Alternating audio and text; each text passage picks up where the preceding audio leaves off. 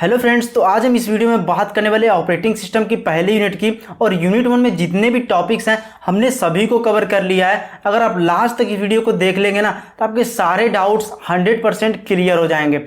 Okay, तो अगर आप इस वीडियो पर बहुत सारे लाइक्स करते हो एंड कमेंट करके मुझे बताते हो कि ये वीडियो आपको कैसी लग रही है, देन उसके अकॉर्डिंग मैं आगे की यूनिट की वीडियो को अपलोड करूंगा। ओके, तो मैं यही एक्सपेक्ट करता हूं कि आप बहुत सारे लोग लाइक्स करोगे एंड कमेंट करके मुझे बताओगे कि आपको वीडियो कैसी लग रही है और आपको आगे किस टॉपिक से रिलेटेड वीडियो चाहिए। देन उसके अकॉर्डिंग मैं इस चैनल पर वीडियो आप लोगों के लिए अपलोड करूंगा। ठीक है, तो चलो वीडियो को एंजॉय करते हैं। तो फ्रेंड्स, आज हम बात करने वाले हैं ऑपरेटिंग सिस्टम के यूनिट 1 के बारे में। ठीक है, तो इस वीडियो में हम पूरे यूनिट 1 को कवर करने जा रहे हैं। आप कोई भी यूनिवर्सिटी के स्टूडेंट हो, चाहे AKT हो या अदर किसी भी यूनिवर्सिटी के स्टूडेंट हो, तो आपके लिए ये पूरी वीडियो बहुत ही हेल्पफुल होगी एग्जाम को क्रैक करने में। ठीक है, अगर आप इस पूरी वीडियो को अच्छे से देख लेते हो ना तो सभी क्वेश्चन का आंसर बहुत ही आसानी से दे पाओगे।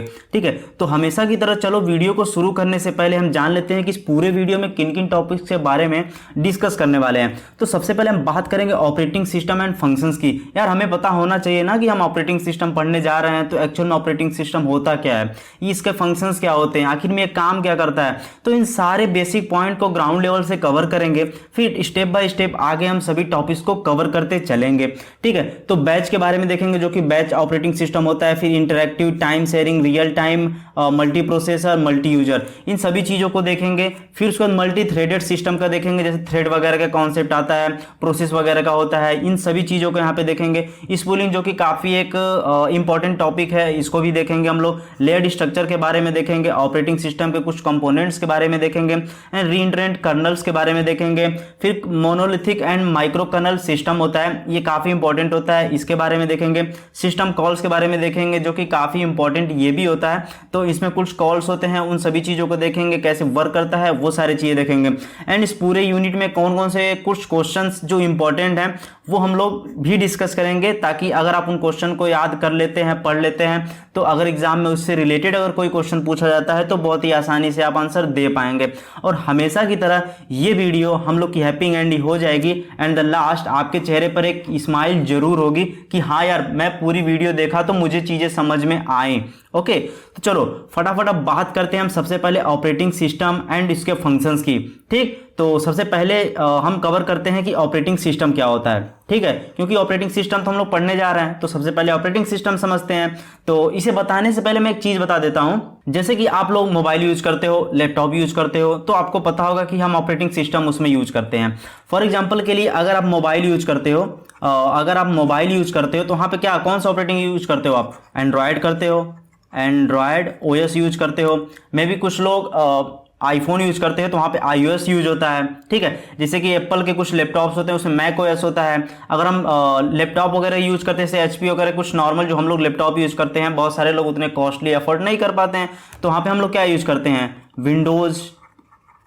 विंडोज यूज करते हैं। तो विंडोज में कैसे, पहले हम लोग 7, 8, अब तो 10, 11 भी आ चुके हैं, तो ये सारे विंडोज हम लोग यूज करते हैं। तो यही यार ऑपरेटिंग सिस्टम होता है। ठीक है, यही ऑपरेटिंग सिस्टम होता है। अब इसका काम क्या होता है, यहां पर देखो, acts as a communication bridge या interface between the user and computer hardware. ठीक है, कंप्यूटर के अंदर अब देखो, ये कंप्यूटर एक है। ठीक है, ये कंप्यूटर है, तो इसके अंदर बहुत सारे हार्डवेयर लगे हैं। CPU है, ठीक है, प्रोसेसर है, आपके अंदर SSD लगी हुई है, SSD लगी है, रैम है, रोम है, बहुत सारी चीजें हार्डवेयर लगी हुई हैं। तो ठीक है, अगर मैं आपको एक SSD या SSD लेकर दे दूं और बोलूं कि इसके अंदर जो फाइल है तुम उसे मुझे पढ़ के बताओ, बता पाओगे? नहीं बता पाओगे। मैं कुछ बोलूं कि इसके अंदर स्टोर कर दो तो नहीं कर पाओगे।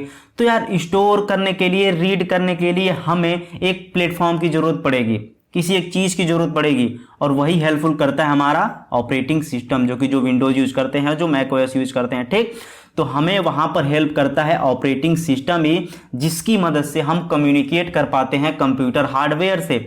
अब समझ में आया कि जो ऑपरेटिंग सिस्टम होता है ये कम्युनिकेशन ब्रिज की तरह काम करता है एक यूजर और एक कंप्यूटर हार्डवेयर के बीच में। ठीक है, इसके बीच में बहुत सारे प्रोसेस होते हैं, जो कि 1 2 3 4 5 यूनिट जो आ रही है उसमें सारी चीज़ें कवर तो करेंगे, लेकिन जो बेसिक्स ऑफ फंडा होता है ना, ये होता है। अभी मैं थोड़ा धीरे चल रहा हूँ ताकि आपका कॉन्सेप्ट क्लियर हो जाए। अभी मैं आगे चल के थोड़ी वीडियो में फास्ट कर दूंगा, ठीक। पहले आप कॉन्सेप्ट क्लियर कर लीजिए कि एक्चुअल में ऑपरेटिंग सिस्टम क्या होता है, ठीक। अब देखो सेकंड पॉइंट पे क्या दिया हुआ है, provide a platform on which a user can execute programs in a convenient and efficient manner, ठीक है। अब बहुत सारे प्रोग्राम्स होते हैं, आप रीड राइट ऑपरेशन परफॉर्म करना चाहते हैं किसी हार्ड डिस्क पर, ठीक है, अपने सिस्टम में, या कोई भी चीज़ें एक्सेस करना चाहते हैं, ठीक है। तो बहुत सारी चीज़ें एक यूज़र करना चाहता है, बहुत सारे प्रोग्राम देता है, तो उन सभी चीज़ों को एग्जीक्यूट करना ये ऑपरेटिंग सिस्टम का काम होता है, ठीक है, जो हमें बहुत सारी फैसिलिटी वगैरह प्रोवाइड कराता है। थर्ड नंबर क्या है, it performs all the basic task like file management. File management जैसे कि आप लोग अपने सिस्टम में बहुत सारी फाइल्स वगैरह को स्टोर करते हो ना, फोटोज़ वगैरह, कुछ पीडीएफ्स वगैरह स्टोर करते हो, तो कैसे स्टोर होता है जाके उन सभी, देखो अब आपकी जो हार्ड डिस्क है, मान के चलो ये जो आपकी एचडीडी हार्ड डिस्क ड्राइव है, अब इसमें ऐसा तो नहीं है कोई चीज़ जाके ऑटोमेटिक जहां मन करे वहां से हो जाएगी, उसको भी एक मैनेजेबल तरीके से वहां पे स्टोर किया जाता है, ताकि जब वहां से आप एक्सेस करें तो आसानी से एक्सेस कर सकें, ठीक है। तो सारे मैनेजमेंट का काम ऑपरेटिंग सिस्टम संभालता है। फिर मेमोरी मैनेजमेंट का काम संभालता है। अब आपको पता है कि जो हमारे पास रैम होती है, 8 GB रैम की लैपटॉप आते हैं, 4 GB रैम के लैपटॉप आते हैं, या फिर 2 GB रैम के लैपटॉप आते हैं, तो जो हम प्रोसेसिंग करते हैं तो रैम के थ्रू ही तो पॉसिबल होती है, रैम के थ्रू ही तो प्रोसेसिंग वगैरह होती है, यही हमारा मेन मेमोरी होता है ना। तो क्या होता है कि वहाँ पे मेमोरी मैनेजमेंट का काम संभालना होता है। क्या होता है कि अगर आप मान के चलो 2 GB का रैम है, आपने बहुत सारा प्रोसेस वहाँ पे दे दिया करने के लिए, तो अगर वो उन सारे प्रोसेस को अच्छे से हैंडल नहीं अगर कर पा रहा है कोई चीज़, तो कैसे प्रोसेस होगा? आपका कोई प्रोसेस जल्दी हो जाएगा, कोई प्रोसेस बाद में हो जाएगा, ठीक है। कुछ ऐसा होगा कि आपका रैम ही फुल हो जाएगा, तो आगे के प्रोसेस होंगे नहीं, सिस्टम लगेगा हैंग करने, ठीक है। तो ऐसा वहाँ पे होता है, मेमोरी मैनेजमेंट का काम संभालना होता है ऑपरेटिंग सिस्टम का, ठीक है। प्रोसेस मैनेजमेंट, ठीक है, प्रोसेस मैनेजमेंट का भी काम संभालना होता है ऑपरेटिंग सिस्टम का। हैंडलिंग इनपुट एंड आउटपुट, जो आप कीबोर्ड से इनपुट देते हो और जो मॉनिटर पर आपको आउटपुट दिखता है, उन सभी चीज़ों को भी हैंडल करना ऑपरेटिंग सिस्टम का काम होता है, ठीक है। Controlling peripheral devices such as disk drive and printers, जो भी आप प्रिंटर्स वगैरह कनेक्ट करते हो, जो माउस वगैरह हम लोग कनेक्ट करते हैं, ड्राइव्स वगैरह डिस्क ड्राइव कनेक्ट करते हैं, तो इन सभी चीज़ों को यार एक कोई कंट्रोल करने वाला चाहिए, तो वो ही है ऑपरेटिंग सिस्टम, जो कि हेल्प करता है आपका कि एक यूज़र आसानी से कंप्यूटर के हार्डवेयर से इंटरैक्ट कर पाए। आई होप कि चीज़ें समझ में आ गई होंगी, ठीक है। तो फोर्थ पॉइंट पे क्या दिया हुआ है, an operating system is a piece of software, ठीक है। अब ऐसा नहीं है कि जो ऑपरेटिंग सिस्टम होता है कुछ बहुत बड़ी चीज़ है, ऐसा नहीं, ये भी सॉफ्टवेयर ही होता है एक तरह का, जिसमें हम किसी लैंग्वेज को यूज करके कोड लिखे होते हैं, ठीक है, समझ रहे हो, ये भी एक तरह का सॉफ्टवेयर ही होता है, ठीक है। That manage the allocation of computer hardware, ठीक। अब देखो जो ऑपरेटिंग सिस्टम का मेन गोल होता है, ये ध्यान देना, ये आपसे काफ़ी बार कहीं भी पूछा जा सकता है, मे बी इंटरव्यू में भी पूछा जा सकता है। तो ऑपरेटिंग सिस्टम का मेन गोल क्या होता है, कन्वीनियंस प्रोवाइड करना एंड सिस्टम की इफिशियंसी इंप्रूव करना। Convenience and system efficiency he main goal होता है ऑपरेटिंग सिस्टम का, ठीक। चलो आई होप ये सारी चीज़ आपको समझ में आ गई होंगी। तो अब हम बात कर लेते हैं थोड़े कि ऑपरेटिंग सिस्टम के क्या क्या फंक्शनैलिटीज़ होती है, ठीक है। तो फंक्शनैलिटी को बात करने से पहले थोड़ा मैं इस डायग्राम को आपको बता देता हूँ, ठीक है। तो इस डायग्राम को अगर आप एग्जाम में लिखते हो तो ज़रूर बना देना, ये बहुत ही हेल्पफुल करता है, टीचर पे बहुत अच्छा इंपैक्ट डालता है, ठीक। चलो तो यहाँ पर देखो यूज़र क्या यानी आप हो यहाँ पे, ठीक है। आप कोई एप्लीकेशन यूज करोगे, मैं भी कुछ भी एप्लीकेशन यूज कर लो, मान के चलो माइक्रोसॉफ्ट वर्ड यूज कर लो, जिसे हम कुछ भी डॉक्यूमेंट वगैरह लिख रहे हैं, और यहाँ पर आपका ऑपरेटिंग सिस्टम हो गया, ठीक है, एक तरह का सॉफ्टवेयर ही होता है, और ये आपका हार्डवेयर हो गया, मान के चलो HDD हार्ड डिस्क ड्राइव हो गया, SSD मान लो, ठीक है, वो हो गया। अगर आप as a user Microsoft Word को यूज करके कुछ लिखते हो, तो वो आपका हार्डवेयर में कैसे जाके सेव होगा, ऑपरेटिंग सिस्टम की मदद से, ठीक है। आप उसे कम्युनिकेट कैसे कर पा रहे हो, ऑपरेटिंग सिस्टम की मदद से, ठीक है। अब देखो, अब एक यूजर को कैसे चीजें दिखेंगी, अब देखो यूजर का आपने कुछ एंटर किया एप्लीकेशन के थ्रू, फिर वो ऑपरेटिंग सिस्टम के पास गया, फिर हार्डवेयर के पास गया, हार्डवेयर के पास फिर ऑपरेटिंग सिस्टम, फिर एप्लीकेशन के थ्रू, फिर आपको यूजर यानी कि मॉनिटर के थ्रू चीजें एज आउटपुट में दिखेंगी। आपने ऐसे इनपुट दिया, फिर ऐसे जाके आपको एज ए यूजर के पास मॉनिटर पर चीज़ें दिख रही हैं। तो चीज़ें कैसे होती हैं, वो ऑपरेटिंग सिस्टम के थ्रू ही पॉसिबल होती हैं। ये जान लो कि हम हार्डवेयर से कम्युनिकेट कर पा रहे हैं, वो ऑपरेटिंग सिस्टम के थ्रू पॉसिबल है। आप यूट्यूब पर मेरी वीडियो देख रहे हो तो यूट्यूब की जो एप्लीकेशन चल रही है वो एंड्रॉयड ऑपरेटिंग सिस्टम के थ्रू ही पॉसिबल है। अब यूट्यूब की एंड्रॉयड एप्लीकेशन ले जाओ iOS पे चलाओ, चलेगा? नहीं चलेगा। iOS के लिए अलग से एक एप्लीकेशन बनती है जो कि उसके हार्डवेयर के अकॉर्डिंग चलता है वो, ठीक है। तो ये सारी चीज़ें होती हैं। अब यहाँ पे देखो पहले नंबर पे रिसोर्स मैनेजमेंट, बहुत सारे रिसोर्सेस होते हैं कंप्यूटर के अंदर, वो सारी चीज़ों को मैनेजमेंट करना, मैनेज करना ऑपरेटिंग सिस्टम में काम होता है। स्टोरेज मैनेजमेंट, जैसा कि मैंने अभी रैम वाला एग्जांपल बताया, वो सारी चीज़ें आपको स्टोरेज मैनेजमेंट के अंदर आती है, ऑपरेटिंग सिस्टम संभालता है। प्रोसेस मैनेजमेंट, मेमोरी मैनेजमेंट और तुम्हारा सिक्योरिटी एंड प्राइवेसी।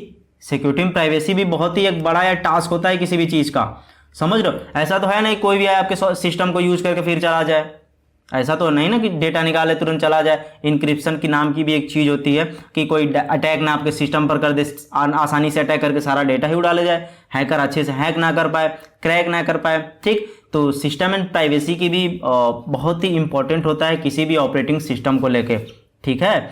तो इसका भी बहुत ज़्यादा ध्यान दिया जाता है। तो आई होप कि ये सारी चीज़ें आपको समझ में आ गई होंगी, ठीक। तो अब हम बात करते हैं ऑपरेटिंग सिस्टम के कुछ टाइप्स के। कौन कौन से टाइप्स हैं यहाँ पर देखो, बैच ऑपरेटिंग सिस्टम है, मल्टी प्रोग्राम ऑपरेटिंग सिस्टम है, मल्टीटास्किंग है, रियल टाइम ऑपरेटिंग सिस्टम है, डिस्ट्रीब्यूटेड, क्लस्टर्ड एंड एम्बेडेड। तो इसमें से कुछ के हम बारे में डिस्कस करेंगे, क्योंकि आपको एग्जाम में पूछ सकता है कि ऑपरेटिंग सिस्टम क्या होता है और उसके टाइप्स के बारे में बताओ। तो आपको वहां पर यार लिखना पड़ेगा कि बैच ऑपरेटिंग सिस्टम क्या होता है, मल्टी प्रोग्राम ऑपरेटिंग सिस्टम क्या होता है। तो चलो फटाफट एक एक करके चीज़ों को समझने की कोशिश करते हैं। तो सबसे पहले चलो हम बात करते हैं बैच ऑपरेटिंग सिस्टम के बारे में, ठीक। तो बैच ऑपरेटिंग सिस्टम का जो सबसे पहला पॉइंट है उसे चलो समझते हैं। सबसे पहले क्या दिया हुआ है, the user who using a batch operating system do not interact with the computer directly. अब देखो ये सबसे इंपॉर्टेंट पॉइंट है, ये ध्यान देना। जब कोई यूजर, ध्यान देना, जब कोई यूजर एक ऑपरेटिंग सिस्टम को यूज करता है जो होता है बैच ओएस होता है, BOS मैं लिख रहा हूं, बैच ऑपरेटिंग सिस्टम जो होता है वहां पर यूजर डायरेक्टली कंप्यूटर से इंटरैक्ट नहीं कर रहा होता है। अब आप कहोगे कि जब इंटरैक्ट ही नहीं करता है यार तो कैसे काम करवाएगा कंप्यूटर से? अभी बता रहा हूं कैसे काम करवाएगा। यहां पर देखो सेकंड पॉइंट पे, each user prepare its jobs on offline device like punch cards and submit it to the computer operator. अब देखो जो भी यूजर होता है, जो भी इसको काम करवाना हो तो यो क्या करता है, एक पंच कार्ड को यूज करता है, ठीक है, और एक जॉब को प्रिपेयर करता है, ठीक है। जॉब यानी कि जो भी उसको काम करवाने होते हैं वो काम उसमें वो पंच कार्ड में दे देता है, कर देता है फिक्स, ठीक। तो वो एक तरह का जॉब होता है कि हाँ ये काम करवाना है तो उस काम का एक जॉब बना दो, ठीक है। तो वो होता है। तो यहां पर एक कंप्यूटर है, ध्यान देना, यहां एक कंप्यूटर है और यहां पर एक यूजर है, ठीक है, यहां पर एक यूजर है।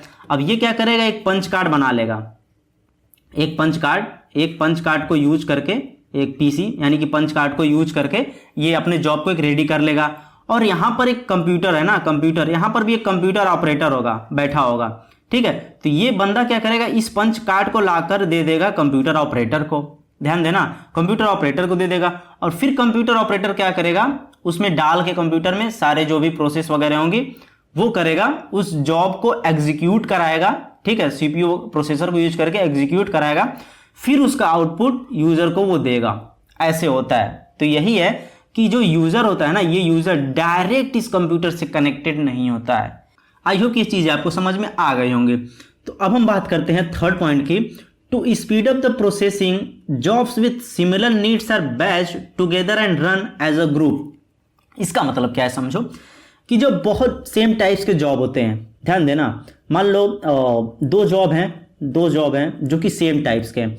अगर इनको एक एक करके 2 बार अगर हम प्रोसेस कराएं तो टाइम कंज्यूमिंग होगा, ठीक है। अगर जब सेम ही टाइप्स का जॉब है तो उसे हम क्या करते हैं, उसको बैच में कर देते हैं, यानी एक बैच कर देते हैं, इन दो जॉब को एक बैच कर देते हैं, ठीक है। और फिर उसके बाद हम दे देते हैं CPU को प्रोसेसिंग करने के लिए, ठीक। इतना चीज समझने के बाद अब आ जाओ तुम इस डायग्राम पे, इसको एग्जाम में बना देना डायग्राम को। अब देखो यहाँ पे क्या लिखा हुआ है, यूजर लिखा है, ठीक है, यूजर है। ये क्या करेगा, जॉब कुछ देगा, जॉब 1, जॉब 2, जॉब 3 दे दिया ऑपरेटिंग सिस्टम को, ठीक। तो ऑपरेटिंग सिस्टम के बाद क्या करेगा, ये क्या करेगा, बैच बना देगा, जो सेम टाइप्स के जॉब होंगे उनका ये बैच बना देगा। बैच बनाने के बाद फिर ये सीपीयू को दे देगा प्रोसेस करने के लिए। इससे क्या होता है कि सेम टास्क, अगर सेम जो टास्क होते हैं वो फ्रीक्वेंटली ऐसा तो है नहीं कि मान लो एक काम आया, मान लो चलो रियल लाइफ का एग्जांपल ले रहा हूं मैं कि फॉर एग्जांपल मैं आपको बताता हूं कि देखो यहाँ पर आपके पास 10 कॉपी है, ठीक है, 10 नहीं 5 का 6 का मैं एग्जांपल एक चलता हूँ, 1 2 3 4 5 6 का लेता हूँ और मैं बोलता हूँ कि आपको इनमें से 3 पर ध्यान देना, मैं इस पर 3 पर रेड से आपको टिक करना है और 3 पर आपको ब्लैक से टिक करना है। यानी कि आपको इस पर रेड, मैं आर लिख दे रहा हूं, रेड और फिर रेड, ठीक है, और इस बाकियों पर आपको ब्लैक पेन से टिक करना है, ठीक है, ब्लैक पेन से टिक करना है। तो अब यहां पर देखो आप क्या करोगे, पेन उठाओगे, एक बार रेड को क्लिक करोगे, फिर पेन को रखोगे, ब्लैक पेन को उठाओगे, फिर ब्लैक को करोगे, फिर रेड पेन को उठाओगे, फिर रेड पे टिक करोगे, फिर ब्लैक पेन को उठाओगे, फिर ब्लैक पे टिक करोगे। तो ये टाइम कंज्यूमिंग प्रोसेस लग रहा है, एक बार रखो पेन, फिर एक बार उठाओ। अगर मैं यही करूं कि रेड को उठा के एक सेम जगह पे तीनों को साथ में कर दूं और फिर ब्लैक इसको और इसको उठा के मैं एक जगह पे तीनों को कर दूं, एक बार पेन उठाओगे, इन तीनों पर टिक कर दोगे, एक बार फिर ब्लैक पेन उठाओगे, इन तीनों पर टिक कर दोगे। क्या ये आसान लग रहा है? तो सेम यार यही कॉन्सेप्ट यहाँ पे भी होता है कि जो सेम टाइप्स के जॉब होते हैं उनको बैच में कर दिया जाता है एक जगह, ताकि सीपीयू आसानी से बहुत ही फास्ट तरीके से उसकी प्रोसेसिंग कर सके। आई होप कि आपको समझ में आ गया होगा। ठीक है, चलो अब नेक्स्ट बात करते हैं कि types of batch operating system. तो बैच ऑपरेटिंग सिस्टम के 2 टाइप्स हैं, एक सिंपल बैच सिस्टम है, एक मल्टी प्रोग्राम बैच सिस्टम है। तो इतना अंदर आपसे पूछा नहीं जाता है एग्जाम में, ठीक है। तो बैच ऑपरेटिंग सिस्टम के बारे में पूछ देगा और इसके एडवांटेजेस वगैरह के बारे में पूछ सकता है, ठीक। तो एडवांटेज में यहाँ पे देखो पहले पॉइंट पे क्या दिया हुआ है, this system can easily manage large jobs again and again, ठीक है। तो बेसिकली इसका एक एडवांटेज है कि बहुत जो बड़े जॉब्स होते हैं उनको अगेन एंड अगेन ये मैनेज कर सकता है, ठीक। चलो सेकंड पॉइंट पे दिया हुआ है, the batch process can be divided into several stages to increase processing speed. अब देखो जो बैच प्रोसेस होता है, ठीक है, ये जो बैच प्रोसेस होता है ये डिवाइड हो सकता है कई स्टेजेस में, ताकि ये प्रोसेसिंग स्पीड को फास्ट कर दे, ठीक है। अब मान के चलो यार, अगर आप एक ही बहुत बड़ी चीज को एक ही बार में दे दोगे करने के लिए तो नहीं कर पाएगा, चीजों को छोटे छोटे पार्ट में करके दोगे तो प्रोसेसिंग काफी फास्ट होती है, ठीक। चलो, when a process is finished the next job from the job spool is run without any user interaction. अब देखो स्पूल यहाँ पे दिया हुआ ना, स्पूलिंग का कॉन्सेप्ट अभी आगे हम लोग समझेंगे। तो बेसिकली क्या होता है कि एक बार में मतलब जॉब्स दे दिए जाते हैं, मतलब ऑपरेटिंग सिस्टम को, मान लो ये ऑपरेटिंग सिस्टम है, ठीक है, यहाँ पर एक स्पूल है, ठीक है, यहाँ पे एक स्पूल है और यहाँ पर यूजर है, ठीक। मान चलो यहाँ पर वो आउटपुट दे रहा है, आउटपुट यहाँ पे आ रहा है और यहाँ पर आपका ऑपरेटिंग सिस्टम है, ठीक है। तो यूजर क्या करेगा, अब 10 15 20 30 40 50 जितना रहेगा ना जॉब यहाँ दे देगा, स्पूल में डाल देगा और यहाँ से ऑटोमेटिक जाता रहेगा जॉब ऑपरेटिंग सिस्टम में प्रोसेस करने के लिए। एक हो गया, चलो फिर दूसरा जॉब यहाँ चला जाएगा, तीसरा हो गया, चौथा चला जाएगा, ऐसे चीजें चलती रहेंगी, क्यू में लगा रहता है। एक रेडी स्टेट होता है, वेट स्टेट, एक वेटिंग वाला होता है, एक रेडी होता है, ठीक है, ऐसे ही होता है। एक जो एक्टिव स्टेट होता है, तो ऐसी चीजें होती हैं, एक्टिव वाला चल रहा होता है तो पीछे जो वेट कर रहा होता है वो बंदा आगे आ जाता है, ऐसी चीजें चलती रहती हैं। तो ऑपरेटिंग सिस्टम यहाँ से जॉब्स जाते रहेंगे, एक खत्म होता रहेगा और यहाँ पे देखो यूजर को बार बार देना नहीं पड़ेगा, हाँ ऑपरेटिंग सिस्टम को देखता रहेगा, भाई खाली हो गए तो तुमको एक दूसरा जॉब दूं, अच्छा अब खाली हुए दूं, तो ऐसा कुछ नहीं होता, एक बार में दे देता है यूजर, यहाँ से जाता रहता है, फिर आउटपुट देता रहता है, ठीक। आई होप की चीजें समझ में आ गई होंगी आपको। अभी स्पूलिंग का हम आगे डिस्कस करेंगे, वहां पे अच्छे से क्लियर हो जाएगा आपका। तो यहाँ पे देखो सीपीयू यूटिलाइजेशन गेट्स इंप्रूव, ठीक है। यहाँ पे सीपीयू की कुछ यूटिलाइजेशन जो होती है वो काफी इंप्रूव हो गई। जैसे मान लो यहाँ पे स्पूल वगैरह हम लोग यूज कर लेते हैं तो काफी हद तक इसकी यूटिलाइजेशन और इंप्रूव हो जाती है, ठीक। चलो अब इसमें बात करते हैं हम डिसएडवांटेज में। सबसे बड़ी चीज यार देखो, lack of interaction between the user and the job. अब मैंने बताया ना, यहाँ पर देखो पीछे ये देखो, When a process is finished, the next job from the job spool is run without any user interaction, यानी कि उस जॉब पर यूजर का इंटरेक्शन नहीं होता है। और वही ये डिसएडवांटेज है कि lack of interaction between the user and the job. Advantage तो है कि यार बिना यूजर के इंटरेक्शन के वो चीज़ें चली जाती है और टाइम बचता है, लेकिन यहाँ पर सोचो ऑपरेटिंग सिस्टम क्या प्रोसेस कैसे कर रहा है यूजर को पता ही नहीं होता है, उसने 20 प्रोसेस दे दिया करने को, अब वो 20 प्रोसेस कर रहा है। अगर यूजर बीच में रोकना चाहे तो क्या करेगा?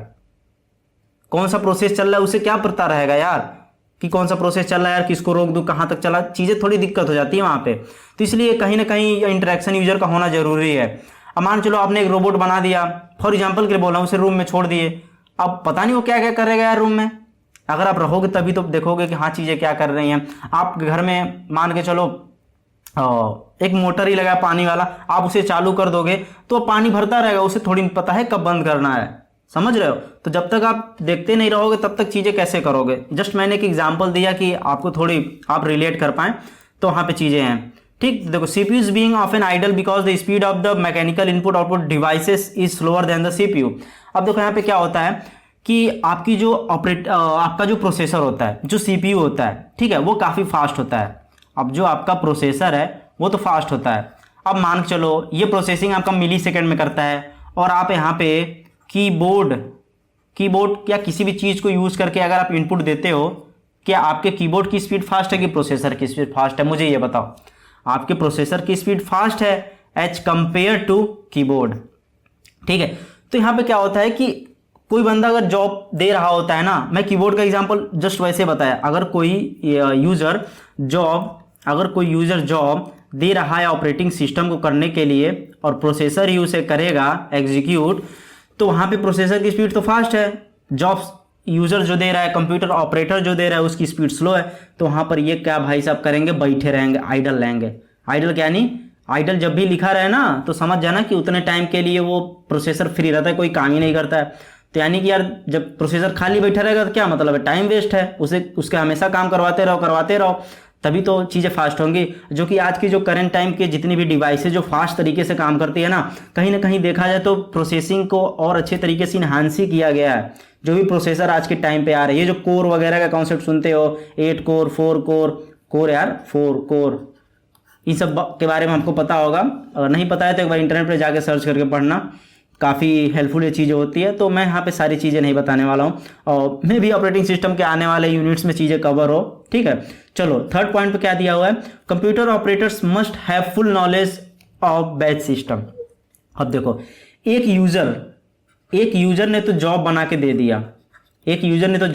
दिया, लेकिन जो एग्जीक्यूट करवाएगा वो कौन करवाता है, कंप्यूटर ऑपरेटर करवाता है। यानी कि कंप्यूटर ऑपरेटर अगर करवाता है तो उसको अच्छी नॉलेज होनी चाहिए बैच सिस्टम की, ये होती है।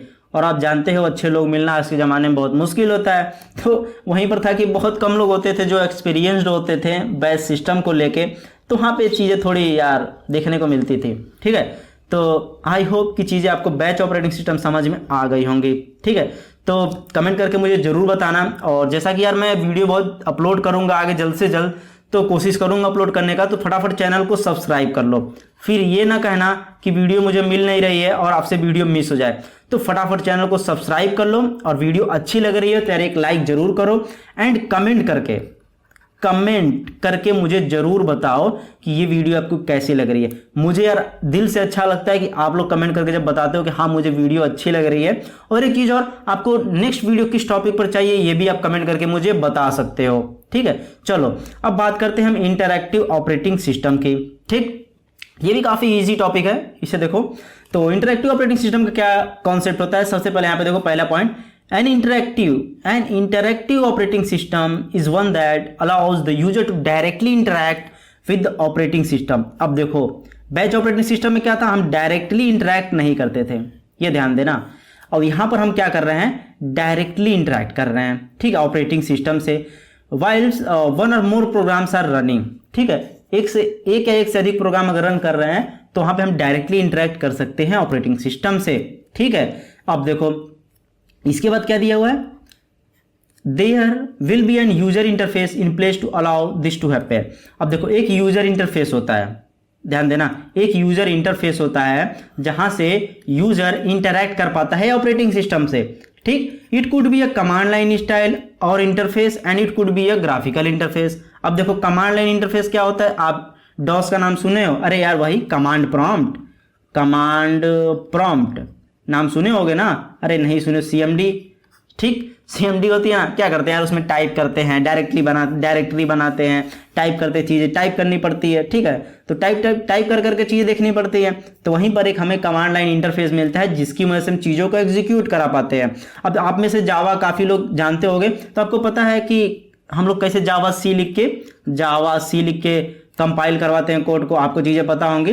तो क्या करते हैं, कमांड लाइन के थ्रू करते हैं। और एक जो होता है इंटेलिजेंट आइडिया वगैरह आप यूज कर सकते हो। तो उसमें क्या होता है, सभी चीज़ ग्राफिकल्स बटन्स वगैरह लगी होती हैं। अब देखिए जैसे ग्राफिकल में क्या होता है, बटन्स वगैरह चीज़ें लगी होती हैं, तो बटन को क्लिक करके हम चीज़ों को काम कर लेते हैं, हमें हर चीज़ें टाइप नहीं करनी पड़ती हैं, ठीक है। तो वहाँ पे वो चीज़ें होती है। तो कमांड लाइन में क्या होता है, चीज़ों को टाइप कर करके चीज़ें करनी पड़ती हैं। और ग्राफिकल इंटरफेस में क्या होता है कि हमें वहाँ पे बटन्स दिखती है, कुछ आइकन्स दिखते हैं जिसको क्लिक करके हम अपना काम कर लेते हैं, ठीक। चलो एग्जांपल के लिए आप देख सकते हो यूनिक्स ओएस एंड डीओएस, यही डिस्क ऑपरेटिंग सिस्टम, ठीक। तो ये कुछ एग्जांपल्स हैं, मे बी आपको हेल्पफुल लगे ये सारी चीज़ें। और अगर आप एग्जाम में लिखते हो तो एग्जांपल वगैरह जरूर वहाँ पे लिख के आना, ये काफ़ी इंपैक्ट पड़ता है एग्जांपल पे, हाईलाइट करके आना, ठीक। चलो अब बात करते हैं हम लोग टाइम शेयरिंग ऑपरेटिंग सिस्टम के बारे में। तो अगर आप सोच रहे होगे कि यार ये टाइम से कुछ रिलेटेड है क्या, हाँ यार, तो आप सही सोच रहे हो, ये टाइम से ही कुछ मिलता जुलता है। चलो देखते हैं क्या होता है। तो सबसे पहले देखते हैं हम यहाँ पे पहले पॉइंट पे, time sharing enables many people located at various terminals to use a particular computer system at the same time. अब देखो इसका काम क्या है कि many users located at various terminals. अब देखो एक बंदा यहाँ पे है, एक बंदा यहाँ है, एक बंदा यहाँ है, एक बंदा यहाँ, एक बंदा यहाँ है, ठीक है। To use a particular computer at a same time, यहाँ पर एक बीच में कंप्यूटर, इन सारे लोग एक टाइम पे पर्टिकुलर कंप्यूटर को यूज कर सकते हैं, ठीक है। ये टाइम शेयरिंग में होता है, ठीक। It is a logical extension of multi programming. तो मल्टी प्रोग्रामिंग का भी कॉन्सेप्ट जो होता है, इसमें देखो क्या होता है, मल्टी प्रोग्राम में क्या होता है, इसमें जो मेन ऑब्जेक्टिव होता है ये प्रोसेसर के यूज को मैक्सिमाइज करना होता है, ठीक है, कि हम प्रोसेस से कितना काम करवा सकें, समझ रहे हो, कितने ऑपरेशन इसको दें ये परफॉर्म करे।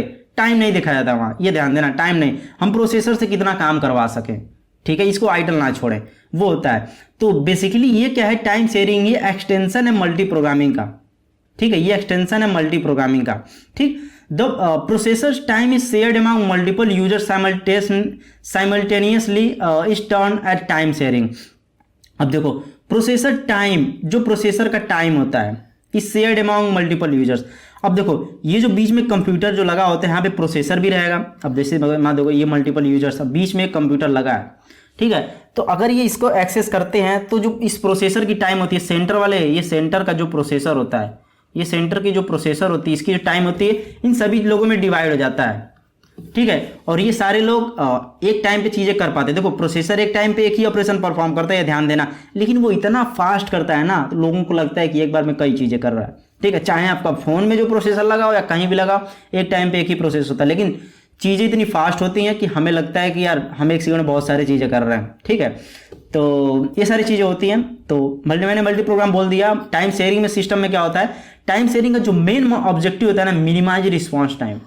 ये ध्यान देना, ये रिस्पॉन्स टाइम को कम करता है। Response time in the sense that means कि अगर कोई यहाँ से यूज़र यहाँ से कुछ ऑपरेशन परफॉर्म करना चाहता है, कोई भी चीज़ एक्सेस करना चाहता है, यार कुछ फाइल से रीड करना चाहता है वहाँ से, तो उसका आउटपुट बहुत फास्ट मिलता है। ये ध्यान देना, ये बहुत जल्दी दे देता है, कहता भाई लो मैं दे रहा हूँ तुमको इतना जल्दी, तो ये बहुत फटाफट यहाँ से आउटपुट देता रहता है, ठीक है। तो इसमें रिस्पॉन्स टाइम बहुत कम लगता है और ये रिस्पॉन्स टाइम को कम करता है। और मल्टी प्रोग्राम में क्या होता था कि ये प्रोसेसर के यूज को बढ़ाता था, ठीक है।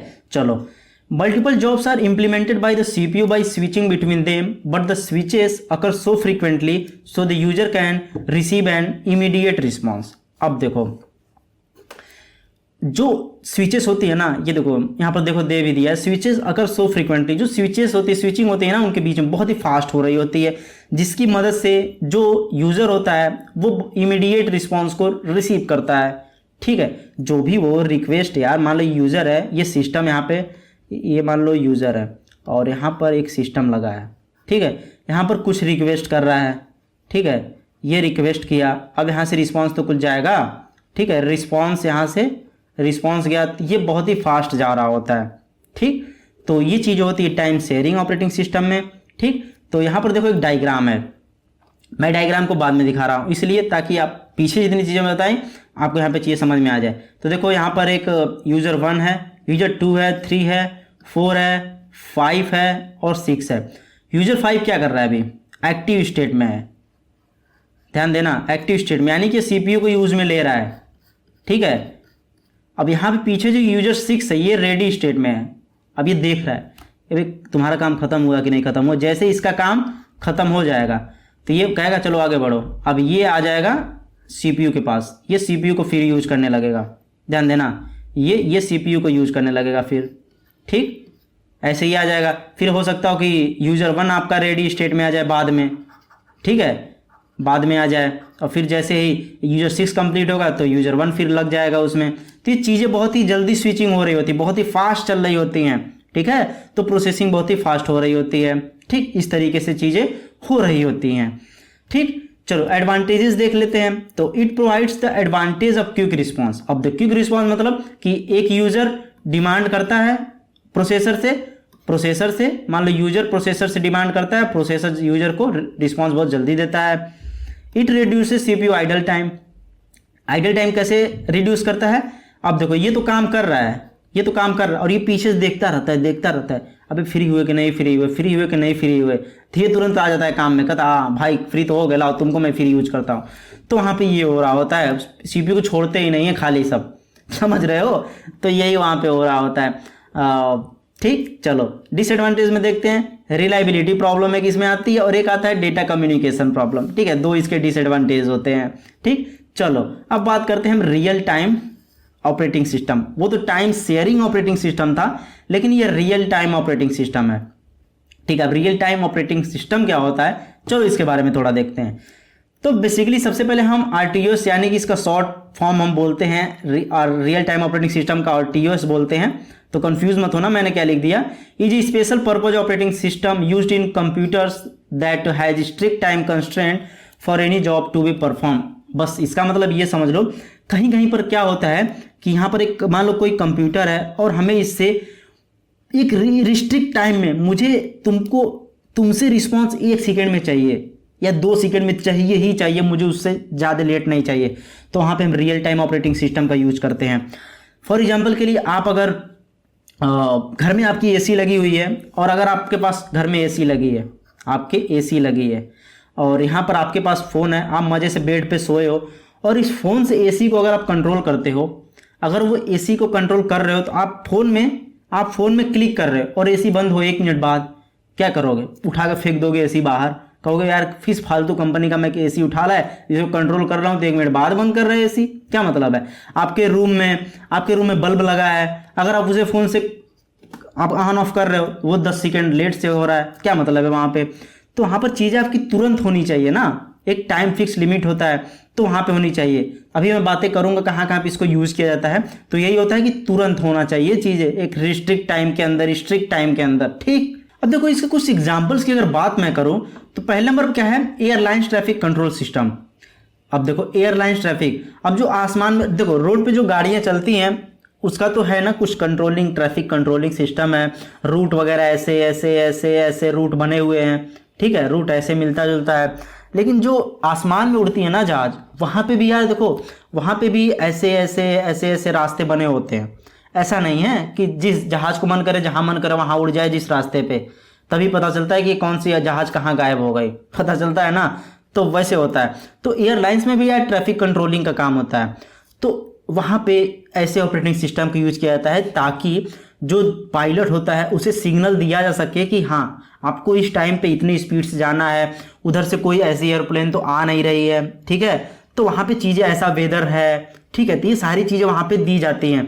तो ट्रैफिक कंट्रोलिंग वगैरह का काम वहाँ पे किया जाता है एयरलाइंस में। अगर सोचो 10 सेकेंड 20 सेकेंड या 2-10 मिनट बाद अगर चीज़ें पहुँच रही हो वहाँ पे, तो क्या होगा यार, एयरप्लेन में भी क्रैश कर जाए या कहीं कहाँ चला जाए, समझ रहे हो, तो चीज़ें वहाँ पे कुछ प्रॉब्लम आ सकती है, ठीक है। एयरलाइंस रिजर्वेशन सिस्टम में होता है, ठीक है। अब मान लो कि चलो टिकट बहुत सारे बुक करने हैं, बहुत सारे टिकट्स यहाँ पे अवेलेबल है, अब आपने जाके इस टिकट को बुक कर दिया, फिर भी ये टिकट खाली दिखा रहा है, कोई दूसरा बंदा आके टिकट बुक कर दिया, अब देखो कोलाइड कर जाएंगे चीज़ें, वो कहेगा मैंने बुक किया, वो कहेगा मैंने बुक किया, तो समझ रहे हो ना। तो वहाँ पे भी चीज़ें लाइव होनी चाहिए कि टिकट बुक किया तो हाँ टिकट बुक हो गया, ठीक है। और दूसरी चीज़, कौन सी ट्रेन कहाँ जा, ट्रेन नहीं, कौन सी एरोप्लेन कहाँ जा रही है, कौन सी जहाज़ कहाँ जा रही है, इन सभी चीज़ों का लाइव चेंजेस या लाइव टाइम आपको दिखे वहाँ पे। रोबोटिक्स में होता है, अब मान के चलो आपने रोबोट बना दिया, आप बोल रहे हो उसे राइट में जाओ तो वो 5 सेकंड बाद सुन रहा है, अच्छा राइट में जाना है। अरे आपसे कोई मानता है, मान लो घर में हो तो आपसे कोई बोलता है बेटा जाओ 1 गिलास पानी लेकर आओ, तो आपको आप ये 2 मिनट बाद बोलते हो या 20 सेकंड बाद, हाँ ठीक है अभी पानी लाकर दे रहा हूँ, बोलते हो ना। आप में से कितने लोग ऐसा करते हो, मुझे कमेंट करके बताना कि कोई अगर आपसे पानी मांगे तो एक बार में आप सुनते ही नहीं हो, ठीक है। तो यानी कि आप रियल टाइम पे काम नहीं करते हो, ठीक है, आप बहुत लेट से काम करते हो। तो वही रोबोट में है कि रोबोट यार रियल टाइम पे काम करना चाहिए, अगर उसे कोई काम कहा जा रहा है करने के लिए तो टाइम पे करे, ठीक है। चलो, रडार गैजेट में यूज़ किया था और मिसाइल गाइडेंस में यूज़ किया था। पता है कि आपको मिसाइल वगैरह में कितनी माइनर लेवल पे कोडिंग की जाती है और कितने माइनर लेवल पे चीज़ों को वहाँ पे ऐड किया जाता है कि कुछ अगर थोड़ी सी छोटी सी मिस्टेक ना यार चीज़ों को बर्बाद कर देती है वहाँ। तो वहाँ पे भी रियल टाइम वगैरह की चीज़ों को देखा जा सकता है। देखते हो आप पॉइंट में 0.1000 में करके आपका आउटपुट आता है कि यहाँ पे वैल्यू आती है कि यहाँ पर तक मिसाइल पहुँच चुका है, मिसाइल इतनी स्पीड से जा रहा है, बहुत सारी चीज़ें वहाँ पे होती हैं। तो रियल टाइम पे डेटा वहाँ पे फेच होना चाहिए, चीज़ें होनी चाहिए, ठीक है। तो ये सारी चीज़ें रियल टाइम पे हो रही होती हैं। और यहाँ पे देखो 2 टाइप्स के रियल टाइम ऑपरेटिंग सिस्टम होता है, ये एग्ज़ाम के पॉइंट ऑफ व्यू से इंपॉर्टेंट है, ये ध्यान देना, ये इंपॉर्टेंट है आपके एग्ज़ाम के पॉइंट ऑफ व्यू से, ठीक। तो चलो, इसमें आता है एक hard real time operating system होता है और एक आपका soft real time operating system होता है। तो ये दोनों क्या क्या हैं, इन दोनों को चलो एक एक करके हम समझ लेते हैं। तो hard real time operating system में क्या होता है, these operating system guarantee that critical task be completed with in range of time. अब देखो यही मेन चीज़ है, रेंज ऑफ टाइम। यानी कि hard real time operating system में क्या होता है कि अगर किसी सिस्टम को 3 सेकेंड का टाइम दिया गया है तो 3 सेकेंड में ही काम करे।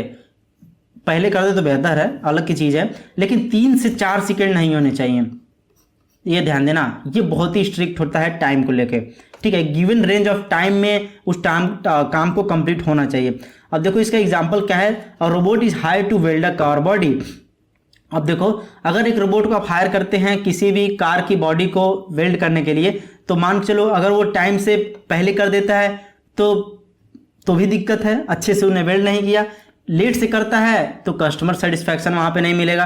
कस्टमर बोल के गया है कि 10 मिनट में करो, अब वो करके दे रहा है आधे घंटे में, तो वो चीज़ें होती है। यानी कि यहाँ पे फिक्स टाइम होता है, अगर रोबोट को बोला गया है इतने टाइम में करने के लिए तो वो उतने टाइम में करे, ठीक है। अब देखो air bags provided by car makers. अब देखो कार में जो एयर बैग्स वगैरह आती है ना, तो भी एक मैकेनिज्म की तरह काम करती है। जो स्मार्ट कार वगैरह इस टाइम की आ रही हैं, मैं नॉर्मल कार की बात नहीं कर रहा, जो स्मार्ट कार वगैरह आती हैं, ठीक है, तो उसमें एयर बैग्स जो होता है ना, एक्सीडेंट होने पर जो निकलता है आपके हैंडल के पास से, जो साइड से भी निकलता है, ठीक है, तो वो एक गाड़ी लड़ते ही तुरंत निकले। ऐसा ना हो कि इंसान सारा खत्म ही हो जाए फिर उसके बाद ही एयर बैग निकले, तो क्या मतलब है यार, समझ रहे हो। तो एक गाड़ी लड़ी तो तुरंत एयर बैग निकलना चाहिए, तो वहाँ पे भी ये चीज़ें होनी चाहिए, सब सारी चीज़ें, ठीक।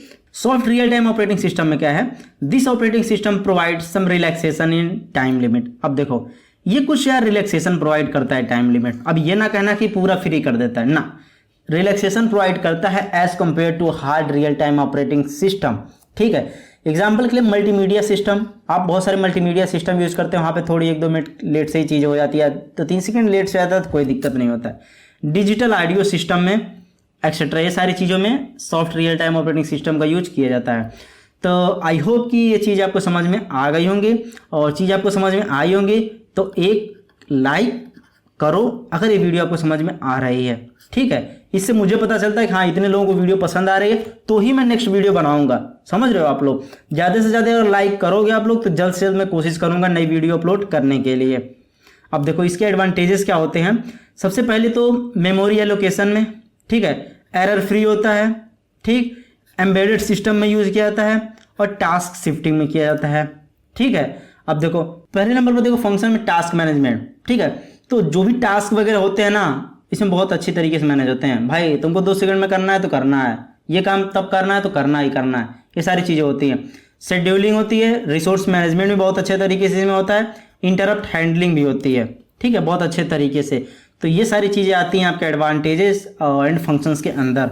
ठीक, चलो तो हम बात करते हैं मल्टी प्रोसेसर सिस्टम के बारे में। ठीक है, तो चलो इसको समझते हैं।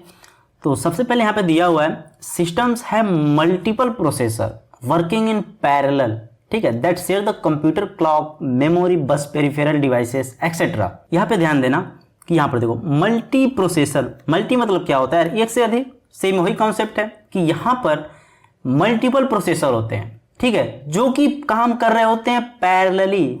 अब पैरेलल का मतलब क्या होता है, एक साथ दो काम करना, ध्यान देना, एक साथ दो काम करना, ठीक है। तो ये पैरेलली हो रहा होता है कि दो चीज़ें एक साथ चल रही होती हैं, ठीक है। तो मल्टी प्रोसेसर में यही होता है कि यहाँ पे मल्टीपल प्रोसेसर वगैरह यूज किए जाते हैं, जो कि काम जो होता है, ठीक है, वो जो काम करते हैं वो पैरेलली काम कर रहे होते हैं, ठीक है। और वो शेयर क्या करते हैं, कंप्यूटर, क्लॉक, मेमोरी, बस, पेरिफेरल डिवाइसेस, ठीक है, यही कॉन्सेप्ट है। ठीक, अब देखो टाइप्स ऑफ मल्टी प्रोसेसर क्या है, सिमेट्रिक है और ये सिमेट्रिक मल्टी प्रोसेसर है।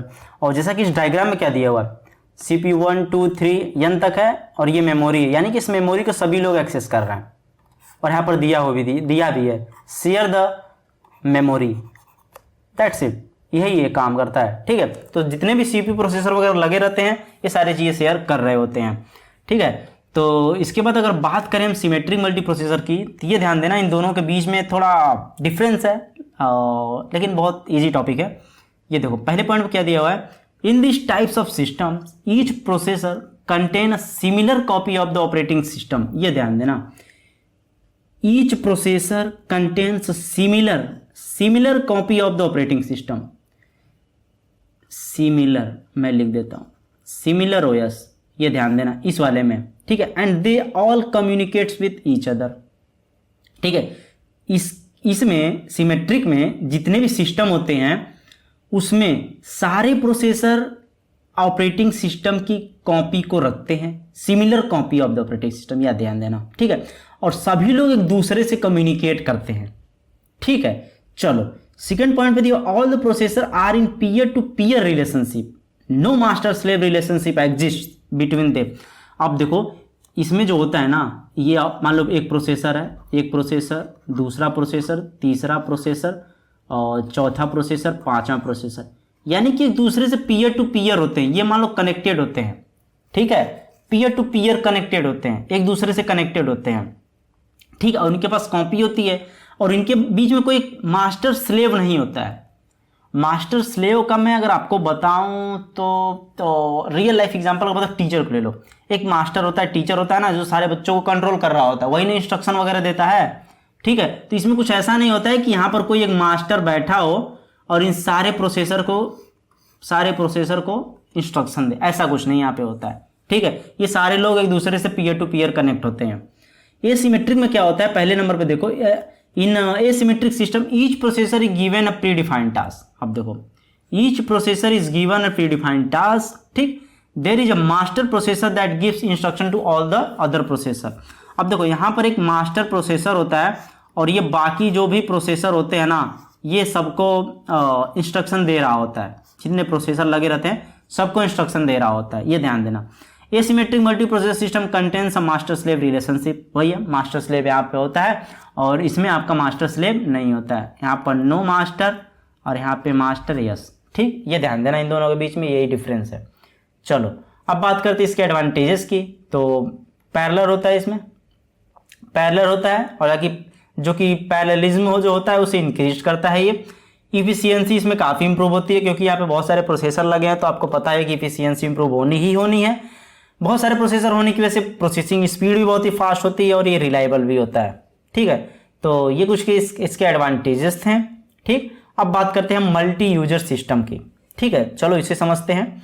तो मल्टी यूजर में क्या है, सबसे पहले देखो, allow multiple users to access the single system with one operating system on it. इस सिस्टम को देखो मल्टीपल यूजर 2 3 4 5 सारे लोग यूज कर पा रहे हैं, ठीक है, यही है, allow multiple users to access the single system, ठीक, वही मल्टी यूजर सिस्टम में आता है। It is generally used on large mainframe computers, ठीक है, generally large mainframe computer पर यूज किया जाता है, ठीक है। चलो in this different users connected at different terminals as we can access these users through a network. अब देखो जो यूजर्स होते हैं वो डिफरेंट टर्मिनल्स पे होते हैं, और जो कि हम एक नेटवर्क के थ्रू सभी चीज़ों को एक्सेस करते हैं। अब देखो नेटवर्क में भी केबल के थ्रू नेटवर्क बनाया जा सकता है, ठीक है, ये नेटवर्क बना है तो इसके थ्रू ये लोग चीज़ों को एक्सेस करते हैं, ठीक है।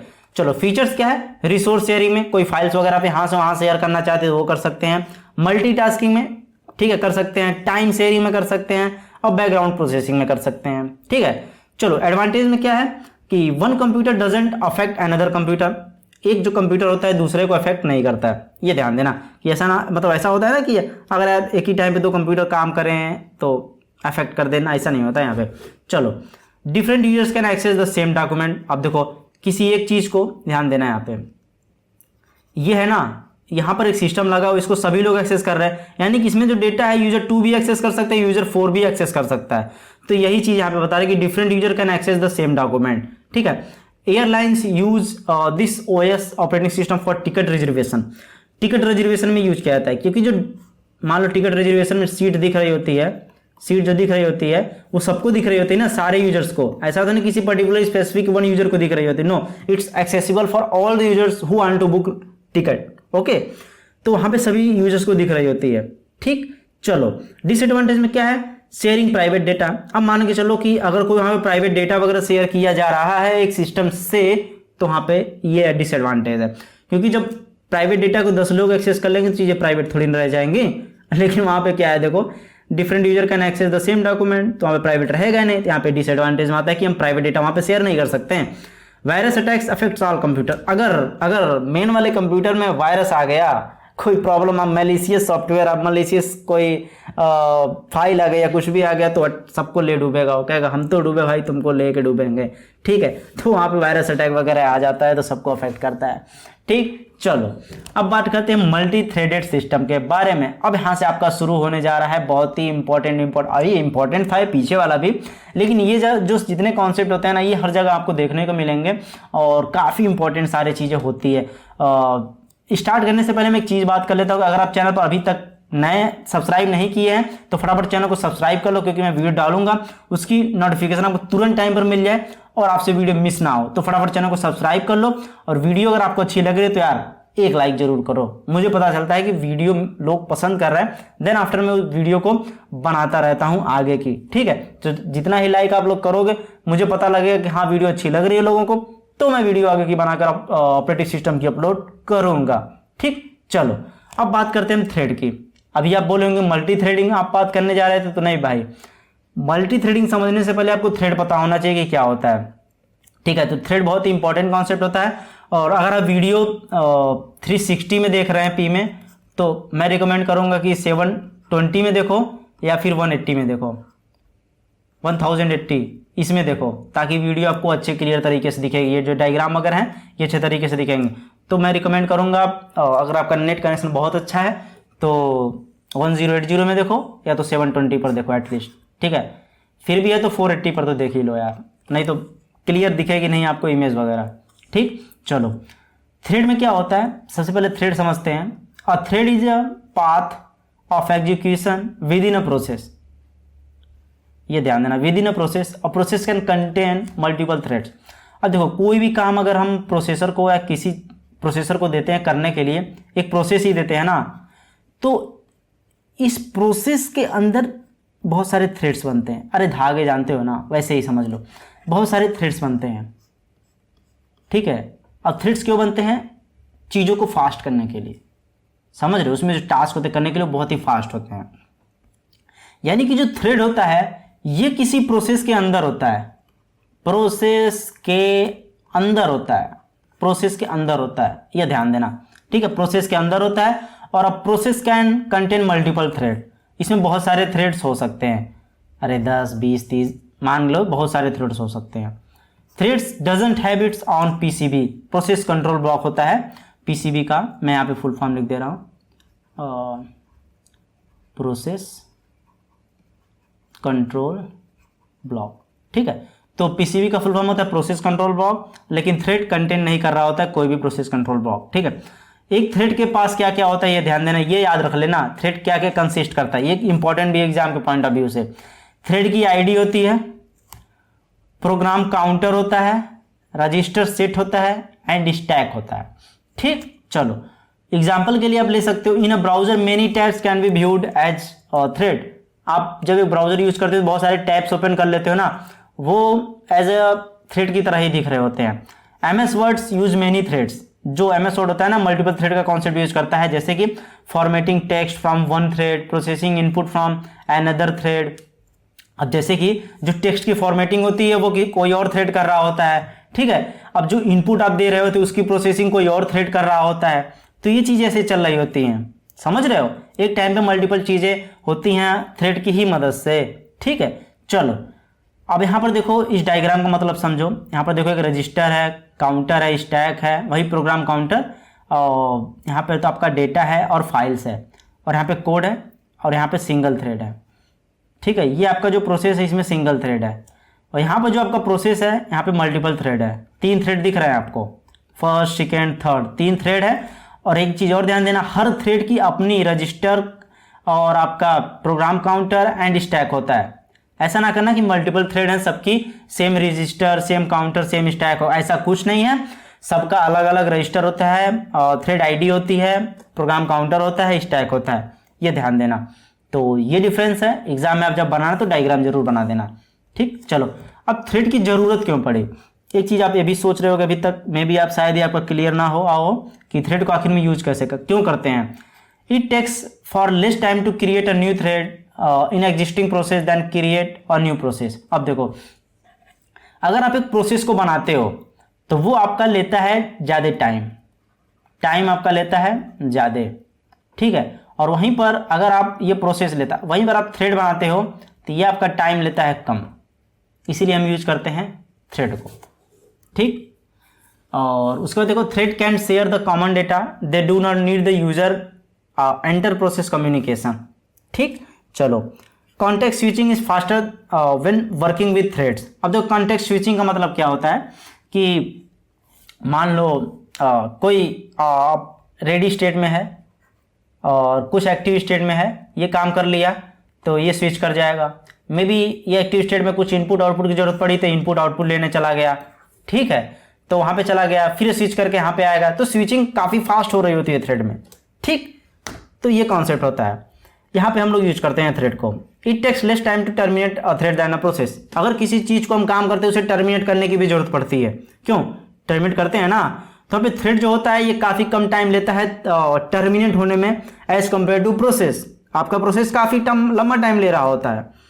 और टाइप्स ऑफ थ्रेड जो होते हैं ये कर्नल लेवल थ्रेड होते हैं, एक यूजर लेवल थ्रेड होते हैं। 2 टाइप्स के थ्रेड होते हैं आपके, ठीक है। चलो तो इसके बाद अब बात करते हैं थ्रेड वर्सेस प्रोसेस की। तो ये इंपॉर्टेंट है, आपका एग्जाम में 2 नंबर में आप पूछता है कि चलो बताओ थ्रेड एंड प्रोसेस के बीच में डिफरेंस क्या होता है, तो वहाँ पे पूछा जा सकता है ये। तो चलो एक थोड़ा समझ लेते हैं इसको भी। Process means any program is in execution, और thread means segments of a process. Segments यानी छोटे छोटे पार्ट, यानी कि एक प्रोसेस अगर ये अकेला है डब्बा, तो इसके बीच में छोटे छोटे चीज़ें जो होती है ना, वही थ्रेड होता है। अब देखो, process takes more time to terminate, ये ज़्यादा टाइम लेता है टर्मिनेट होने में, ये कम टाइम लेता है। It takes more time for, देखो एक थ्रेड को एक प्रोसेस को बनाने में काफ़ी लंबा टाइम लगता है और थ्रेड में कम टाइम लगता है, ठीक है। कॉन्टेक्स्ट स्विचिंग में प्रोसेस आपका ज़्यादा टाइम लेता है, कॉन्टेक्स्ट स्विचिंग में आपका जो होता है थ्रेड कम टाइम लेता है, ठीक है। अब देखो, process is less efficient in term of communication में ये कम एफिशिएंट है, ये ज़्यादा एफिशिएंट है, ठीक है। प्रोसेस जो होता है ज़्यादा रिसोर्सेज को कंज्यूम करता है, ये आपका कम कंज्यूम करता है, ठीक है। ये आइसोलेटेड होता है, ये शेयर मेमोरी होता है। आई होप की चीज़ समझ में आ गई होंगी। तो अब हम बात करते हैं मल्टी थ्रेडेड सिस्टम। अब तो थ्रेडिंग बात कर ली है, मल्टी थ्रेडेड की बात करते हैं। और जहाँ कहीं देखा है तो थोड़ी मैंने मल्टी थ्रेडिंग पीछे बता ही दिया, तो चलो इसको बात कर लेते हैं, क्योंकि एग्जाम में तो आपको लिखना पड़ेगा ना।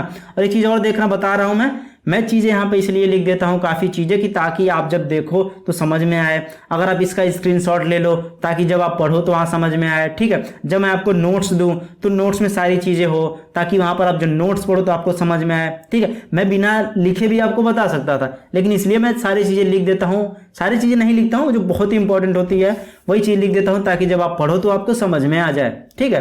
तो यहाँ पर देखो, multi threading allows operating system to execute different thread simultaneously. अब देखो मल्टी थ्रेडिंग, बस इतना कॉन्सेप्ट समझ लेना कि बहुत सारे जो थ्रेड्स होते हैं, डिफरेंट टाइप्स के जो थ्रेड होते हैं, ठीक है, उन्हें साइमल्टेनियसली एक साथ एग्जीक्यूट करने का परमिशन दे देता है ऑपरेटिंग सिस्टम को। बस यही है, एक टाइम पे एक थ्रेड नहीं होता है, एक टाइम मल्टीपल थ्रेडेड होते हैं, मल्टीपल थ्रेड हो रहे होते हैं, यही परमिशन देता है। एग्जांपल के लिए समझ सकते हो, web browser can use one thread to display image and the second thread to retrieve data from the network. अब देखो वेब ब्राउजर में देख सकते हो कि एक थ्रेड आपका यूज कर रहा है इमेज को डिस्प्ले करने में, स्क्रीन पर इमेज को डिस्प्ले करने में, और एक थ्रेड वहीं पर काम कर रहा है आपका डेटा को रिट्रीव करने में नेटवर्क के थ्रू, ठीक। अरे नेटवर्क के थ्रू यार, मान लो कहीं डेटाबेस है, वहाँ से HTTP रिक्वेस्ट भेज के मतलब एक्सेस वगैरह कर रहा है, रिस्पॉन्स है, रिस्पॉन्स में ले रहा है, ठीक है। तो वो सारी चीज़ें वहाँ पे हो रही होती है। MS वर्ड में देख सकते हो, spelling check, auto save and read files file working on application. MS Word में जब आप टाइप कर रहे होते हो तो वहाँ पर स्पेलिंग को चेक करना, देखते हो रेड कभी आया था कि आपने स्पेलिंग गलत टाइप कर दिया, वो कैसे होता है, आप तो करते नहीं हो तो कैसे हो जाता है। तो वो सारी चीज़ें मल्टी थ्रेडिंग में आती हैं, तो वो स्पेलिंग चेक में आता है। ऑटो सेव, कभी कभी देखते हो आप ऑटो सेव ऑन कर देते हो तो ऑटो सेविंग पीछे चलता रहता है। VS कोड एडिटर में बहुत सारे लोग ऑटो सेव ऑन करके रखते हैं काफ़ी जगह पे, ठीक। तो स्पेलिंग चेक, ऑटो सेव का, रीड फाइल्स का, ये सारी चीज़ें कैसे हो रही होती हैं, ये मल्टी थ्रेडिंग का ही कॉन्सेप्ट होता है कि जब हम एक एप्लीकेशन पे काम कर रहे होते हैं तो वहाँ पे सारी चीज़ें एक साथ चल रही होती हैं, ठीक। चलो एडवांटेज में क्या है, responsiveness, resource sharing, utilisation of multi processor architecture, ठीक। जो मल्टी प्रोसेसर आर्किटेक्चर में पीछे बात किया उसको यूटिलाइज करना, इसलिए मैं बता रहा हूँ कि पीछे की चीज़ें अगर आपको अच्छे से क्लियर रहेंगी तभी आगे की चीज़ें समझ में आएंगी। तो सिंगल थ्रेड प्रोसेस में क्या होता है, एक ही थ्रेड था, ऐसे एक ही थ्रेड था, और आपका जो मल्टी थ्रेडेड है यहाँ पे आपको मल्टीपल थ्रेड होते हैं, ठीक है।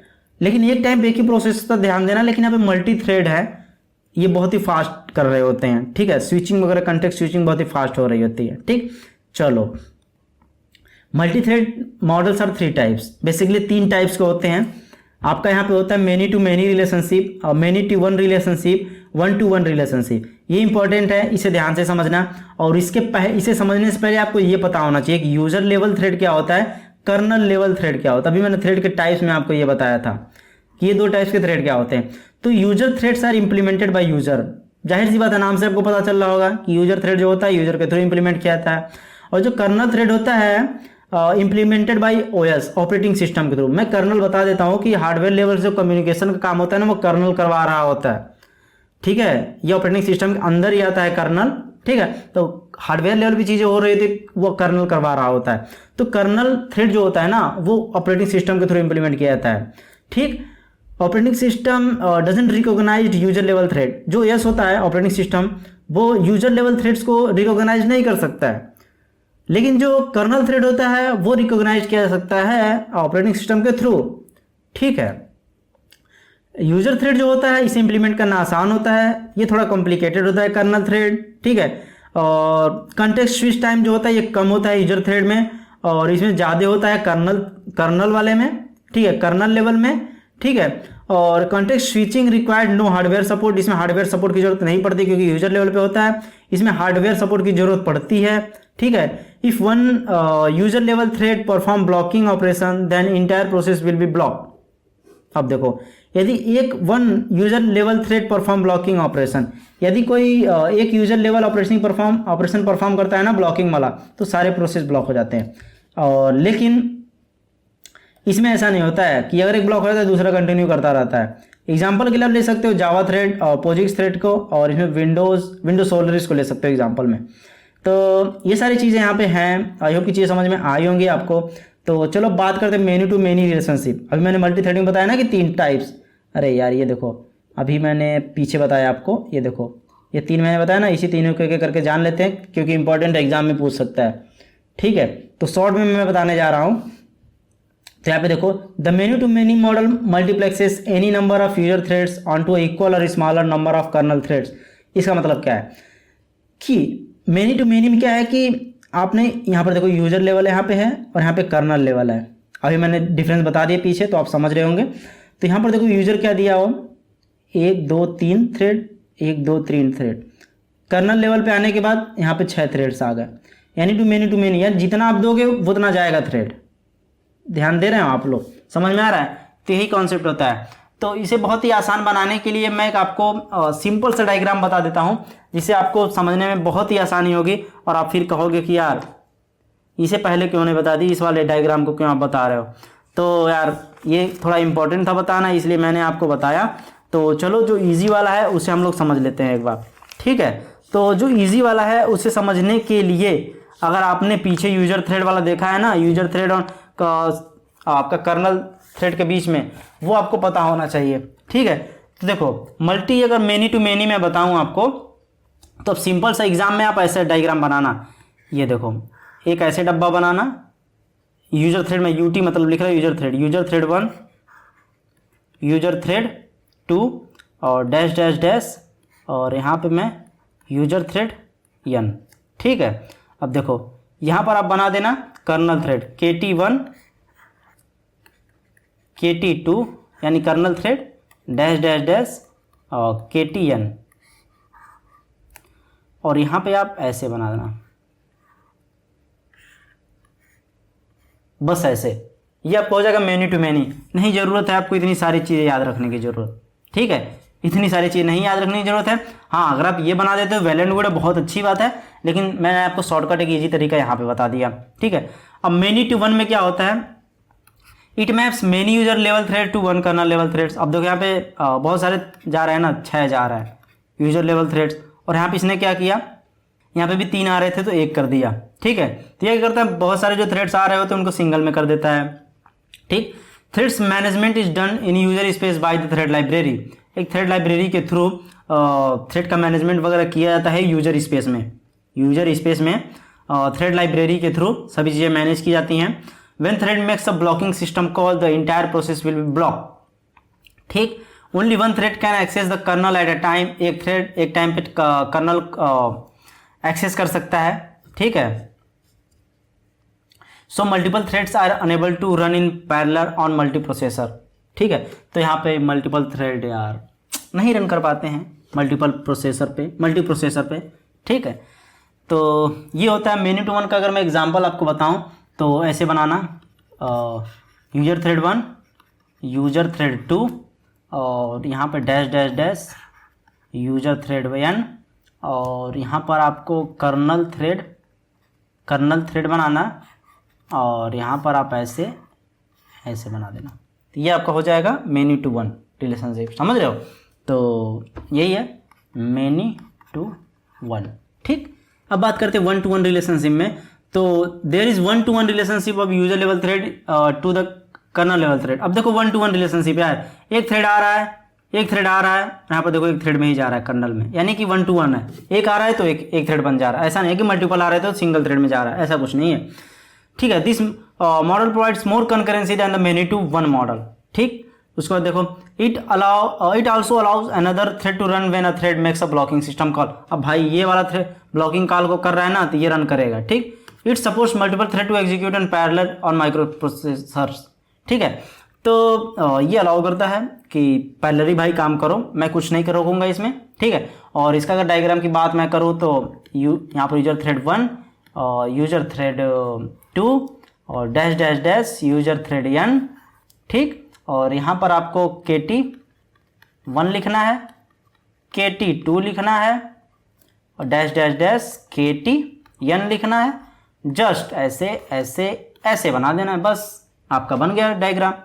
ये आपका हो जाएगा 1 to 1, ठीक है, 1 to 1। ये आपका होगा 1 to 1 रिलेशनशिप। आई होप की चीज़ें आपको समझ में आ गई होंगी। अब हम बात करते हैं स्पूलिंग का। स्पूलिंग बहुत ही यार इंपॉर्टेंट कॉन्सेप्ट है, इसे ध्यान से समझना, 2 नंबर में पूछ देता है कभी कभी एग्जाम में आपके। स्पूलिंग क्या है? Spool is an acronym for simultaneous peripheral operations online. जब आप साइमल्टेनियस ऑपरेशन परफॉर्म करना चाहते हैं तो हम स्पूलिंग का यूज करते हैं। अब कैसे करते हैं अभी वो आगे देखने वाले हैं। It is a kind of buffering mechanism. Buffering का आप लोग कॉन्सेप्ट जानते होंगे, यूट्यूब का मैं बताता हूँ आपको एग्जाम्पल। यूट्यूब में क्या होता है कि जब इंटरनेट कनेक्शन थोड़ा स्लो होता है तो ऐसे ऐसे ऐसे ऐसे ऐसे करके बीच में घूमने लगता है ना आपका, अरे यार ऐसे ऐसे करके आता है बीच में आपका, ऐसे ऐसे गोल गोल गोल गोल ऐसे गोल गोल गोल गोल घूमने लगता है। तो क्या होता है, बफरिंग आप कहते हो रहा है। तो बेसिकली क्या होता है कि बफर एक होता है, बफर में आपका डेटा आके स्टोर होने लगता है, और जब बफर में आपका डेटा स्टोर होता है फिर वो आपको दिखता है ताकि चीज़ें आपको अच्छे से दिखे। फिर 5 सेकंड 10 सेकंड वीडियो चलती है, फिर बफरिंग होने लगता है। तो पहले बफर में लोड होती है चीज़ें, फिर आपको दिखती हैं। और कभी कभी आप देखते होगे ऐसे जो नीचे लाइन होती है, ड्यूरेशन दिखाता है ना, जीरो, यहाँ पे जीरो से आपका ड्यूरेशन स्टार्ट होता है। मेरी वीडियो को नीचे देखो, यहाँ पे जीरो से स्टार्ट होता है, और यहाँ पे मे बी अगर वीडियो मे बी 1 घंटे की अगर वीडियो है तो यहाँ तक जाता है। तो आप देख रहे होगे कि वीडियो आपने अभी यहाँ तक देखा है, अभी वीडियो आपने यहाँ तक देखा है, ध्यान देना।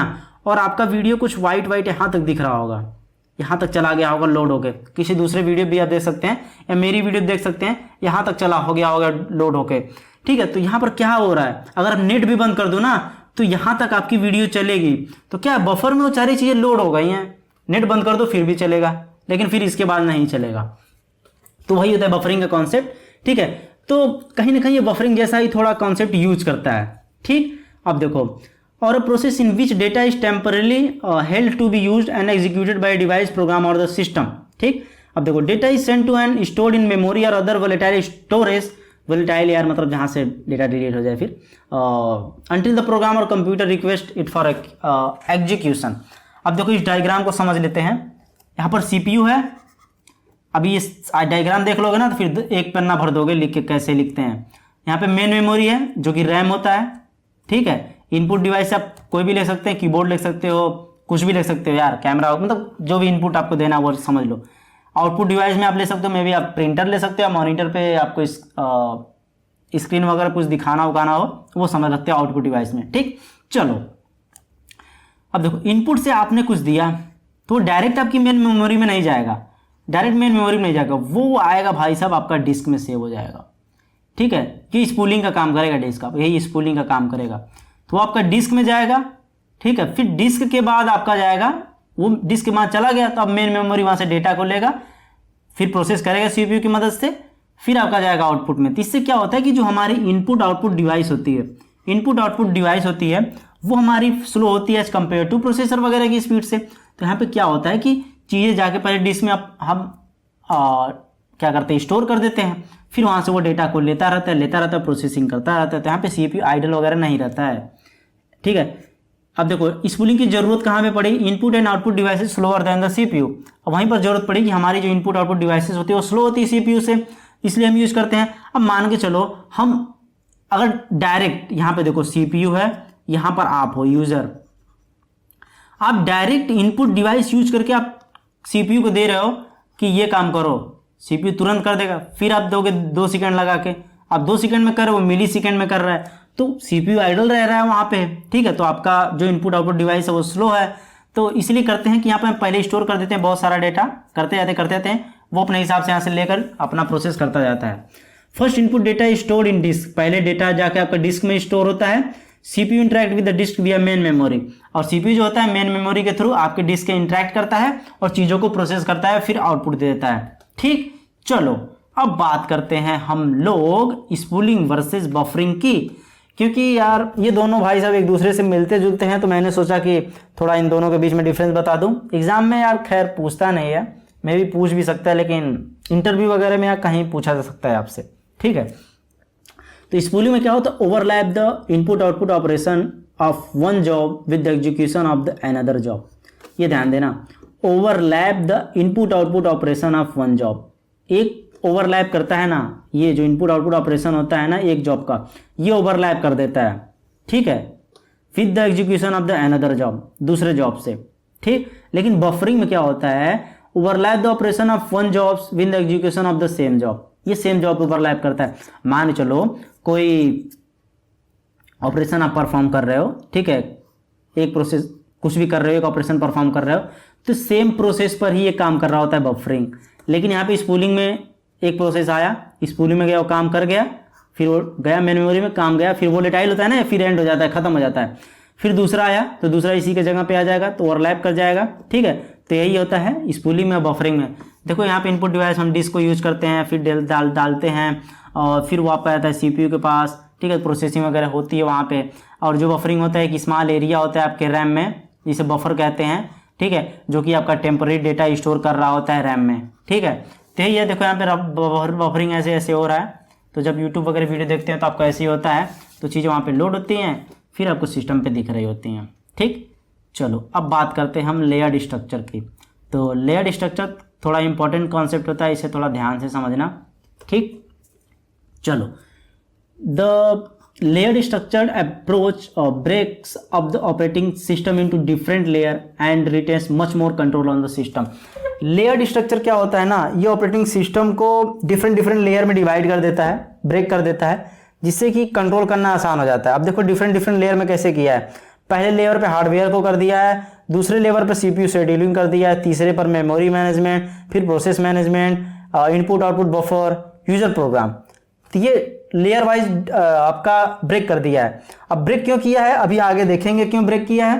तो अब देखो बॉटम लेयर जो होता है वो हार्डवेयर होता है, ठीक है। बॉटम लेयर, ये आपका जो बॉटम लेयर है ना, ये बॉटम लेयर ये आपका हार्डवेयर होता है।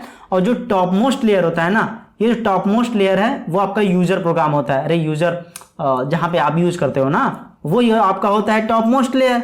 और जो हार्डवेयर एकदम पीछे है, HDD मान लो, SSD मान लो, तो वो आपका 0 लेवल पे आता है, ठीक। अब देखो these layers are so designed that each layer uses the function of the lower layers only। It simplifies the debugging process as if lower level layers are debugged and an error occurred during debugging, ठीक। तो ये सारी चीजें होती हैं layered structure के अंदर। ये सिंपल सा है यार, आई होप कि आप लोग समझ रहे होंगे। अब बात करते हैं हम लेयर्ड स्ट्रक्चर के एडवांटेज की, जिसमें आता है मॉड्यूलैरिटी, ठीक है। तो this design promotes modularity as each layer perform only the task it is scheduled to perform. अब देखो मॉड्यूलैरिटी में क्या है, छः लेवल थे ना, करीब 6 लेवल थे ना, तो 6 में सबका अपना अपना पार्ट डिवाइड है, सब अपना अपना काम करेंगे। ऐसा नहीं है कि दूसरा दूसरे में इंटरफेयर मारे, दूसरा दूसरे में इंटरफेयर मारे, ऐसा कुछ नहीं है। इसलिए मॉड्यूल वाइज डिवाइड हो गया, सबका अपना अपना काम है, आराम से करते रहते हैं। डिबगिंग वगैरह करना आसान होता है यार, एरर वगैरह डिबगिंग में फाइट कर लेते हैं, तो बहुत आसानी डिबगिंग में फाइट कर लेते हैं, क्योंकि अलग अलग मॉड्यूल होते हैं, तो अलग मॉड्यूल में डिबगिंग करके हम आसानी से एरर वगैरह फाइंड कर लेते हैं। ईजी अपडेट में क्या होता है कि modification mode in a particular layer will not affect the other layer. अब देखो अपडेट में अगर आप किसी एक लेयर में, जैसे कि यार मैं पीछे फिर जाता हूँ, अगर आप किसी एक लेयर में मान लो प्रोसेस मैनेजमेंट कुछ चेंजेस करते हो, तो दूसरे को अफेक्ट नहीं करेगा, ना IO बफर को करेगा, ना यूजर प्रोग्राम को अफेक्ट करेगा। तो एक लेयर में कुछ चेंजेस करते हैं, दूसरे को अफेक्ट नहीं करता है। No direct access to hardware. अब ऐसा नहीं कि यूजर जो है, अब देखो यूजर भाई साहब तो यहाँ बैठे हैं, अब ये डायरेक्ट थोड़ी ना हार्डवेयर से इंटरेक्ट कर सकते हैं, इनको इन सारी चीज़ों से गुजरते हुए जाना पड़ेगा हार्डवेयर तक, ठीक है। तो ये सारी चीज़ें यहाँ पे हैं, ठीक। एब्स्ट्रैक्शन भी प्रोवाइड करता है, ठीक है। अब डिसएडवांटेज में देखो कॉम्प्लेक्स एंड केयरफुल इम्प्लीमेंटेशन ये होता है, कम्युनिकेशन का होता है, एंड स्लोअर इन एग्जीक्यूशन होता है। ये कुछ होते हैं लेयर्ड स्ट्रक्चर के डिसएडवांटेजेस, ठीक। चलो अब बात करते हैं कि ऑपरेटिंग सिस्टम के कुछ कंपोनेंट्स कौन कौन से होते हैं। तो ये काफ़ी इंपॉर्टेंट है, इन्हें बहुत ही ध्यान से आप समझने की कोशिश करिएगा, ठीक। चलो अब बात करते हैं इस चैनल के बारे में थोड़ा। अगर अभी तक आप वीडियो को देख रहे हैं, वीडियो अच्छी लगे तो एक लाइक करो, चैनल को नहीं सब्सक्राइब किया सब्सक्राइब करो, ताकि जब भी मैं वीडियो अपलोड करूँ उसकी नोटिफिकेशन तुरंत मिल जाए और वो वीडियो आपसे मिस ना हो, ठीक। चलो अब बात करते हैं हम ऑपरेटिंग सिस्टम के कंपोनेंट्स की। तो यहाँ पर देखो मेमोरी मैनेजमेंट होता है, प्रोसेस मैनेजमेंट होता है, file management, secondary storage management, input output management, protection and security. ये जितने मैंने 6 लिखे हैं ना, इन 6 के बारे में डिस्कस करेंगे, ठीक है। अच्छे से डिस्कस करेंगे और समझने की कोशिश करेंगे, जो कि काफ़ी इंपॉर्टेंट है। ये मैं इंपॉर्टेंट बता रहा हूँ, इसे आप पढ़ लेना। तो मैं यहाँ पे अभी क्लियर कर दूंगा 6 चीज़ें, फिर ठीक है, फिर अच्छे से आप लोग कवर कर लेना उसे। चलो अब बात करते हैं सबसे पहले पॉइंट पर मेन मेमोरी मैनेजमेंट के बारे में, कि मेन मेमोरी मैनेजमेंट का काम क्या होता है। देखो keep track of which part of memory are currently being used and by whom, ठीक है। इसमें क्या होता है, ये ट्रैकिंग करता रहता है कि मेमोरी का कौन सा पार्ट अभी यूज़ में है और किसके थ्रू यूज किया जा रहा है। मेन मेमोरी यार क्या होती है, वही आपका रैम ही होता है, ये ध्यान देना, यही होता है। वो आपका देखता रहता है कि कौन सा मेमोरी का पार्ट कौन यूज कर रहा है, ठीक है, कितना यूज हो रहा है, ठीक। Deciding which process are to be loaded into memory when memory space become free या अवेलेबल। ठीक है, तो ये यही डिसाइड करता है कि कौन सा प्रोसेस लोड होगा मेमोरी पर ताकि वो आगे प्रोसेसिंग के लिए जा सके। तो यही सारी चीज़ें डिसाइड कर रहा होता है। Allocating and deallocating memory space as needed, तो किसी भी चीज़ को, किसी प्रोसेस को मेमोरी एलोकेट करना या डी एलोकेट करना, ये आपका मेन मेमोरी मैनेजमेंट के अंदर ही आ रहा होता है। ठीक, तो देखो यहाँ पे प्रोसेस 1 है, P1 है, प्रोसेस P2 है। ठीक है, अब देखो P1 goes for input output wait. अब देखो ये इनपुट आउटपुट के लिए जाएगा। ठीक है, अब देखो तो इनपुट आउटपुट के लिए जा रहा है तो प्रोसेस 1 स्वैप आउट हो जाएगा। ठीक है, ये स्वैप आउट हो जाएगा इधर। ठीक है, अब स्वैप आउट होने के बाद फिर देखो प्रोसेस 3 जो होता है स्वैप इन हो जाएगा यहाँ पे। ठीक है, और जो प्रोसेस 1 आपका गया रहेगा ना इनपुट आउटपुट के लिए, ठीक है, तो P1 कम बैक्स आफ्टर इनपुट आउटपुट। ये इनपुट आउटपुट लेने के बाद, मे बी कीबोर्ड से ले या कहीं से इनपुट आउटपुट लेने के बाद ये आपका फिर आ जाएगा वापस P1। ठीक है, अब देखो अब फिर P3 रहेगा जो आपका ये स्वैप आउट होकर जाएगा और फिर प्रोसेस P1 जो होगा वो आपका स्वैप इन हो जाएगा यहाँ पे। ठीक है, तो ये सारी चीज़ें ऐसे हो रही होती है मेमोरी मैनेजमेंट के अंदर। ठीक, अब देखो प्रोसेस मैनेजमेंट में क्या होता है, creating and deleting both user and system process. अब देखो एक प्रोसेस चल रहा होता है तो उसे डिलीट करना भी जरूरी होता है, बल्कि एक उसे क्रिएट भी किया जाता है प्रोसेस को। तो वो प्रोसेस मैनेजमेंट के अंदर क्रिएटिंग एंड डिलीटिंग का काम होता है। ठीक है, प्रोसेस मैनेजमेंट के अंदर सस्पेंडिंग एंड रिज्यूमिंग प्रोसेस, कुछ प्रोसेस होते हैं जिसे सस्पेंड करने की भी जरूरत पड़ती है और कुछ पॉज हो जाते हैं तो उसे रिज्यूम करना भी जरूरत पड़ती है। तो वहाँ पे इसका काम होता है प्रोसेस मैनेजमेंट का। Providing mechanism for process communication. ठीक, फॉर प्रोसेस सिंक्रोनाइजेशन का भी यार बहुत ही एक मेजर रोल होता है जो कि काम संभाल रहा होता है process management. For deadlock handling, बहुत ही इंपॉर्टेंट टॉपिक है जो कि आपकी नेक्स्ट यूनिट में सारी चीज़ें कवर की जाएंगी। ये छोटा टॉपिक नहीं है और जो कि एग्जाम के पॉइंट ऑफ व्यू से काफ़ी इंपॉर्टेंट होता है। डेडलॉक हैंडलिंग पूछ लेता है। ठीक है, तो उसके बाद देखो the OS is responsible scheduling process and thread on the CPU. अब देखो ऑपरेटिंग सिस्टम जो होता है यही रिस्पॉन्सिबल होता है शेड्यूल करना प्रोसेस एंड थ्रेड को सीपीयू के ऊपर। ठीक, तो यहाँ पर देखो यहाँ से आपका स्टार्ट होता है और ये आपका रहता है रेडी स्टेट में। ठीक है, रेडी स्टेट के बाद आपका रहता है रनिंग में। रनिंग में अगर चीज़ें चल रही होती हैं, ठीक है, तो मे भी हो सकता है रनिंग में चलते थे, एक टाइम के बाद वो टाइम आउट हो जाता है तो फिर वो रेडी स्टेट में आता है। अब मे भी वो रनिंग में चल रहा हो तो कुछ इनपुट आउटपुट के लिए उसे ज़रूरत पड़े तो वो वेटिंग में चला जाता है। ठीक है, वो वेटिंग में चला जाता है और जैसे ही इनपुट आउटपुट उसे मिल जाता है तो फिर वो रेडी स्टेट में चला जाता है। फिर रेडी स्टेट के बाद फिर रनिंग में जाता है, चीज़ें होने के बाद फिर वो एग्जिट में टर्मिनेट में चला जाता है। ठीक, तो ये सारी चीज़ें प्रोसेस मैनेजमेंट के अंदर होती है। ठीक है, तो इसका भी एक अच्छा सा टॉपिक है जो कि मे भी शायद आपका यूनिट 2 में हो ये सारी चीज़ें, तो वहाँ पे चीज़ें आपकी अच्छे से कवर की जाएंगी।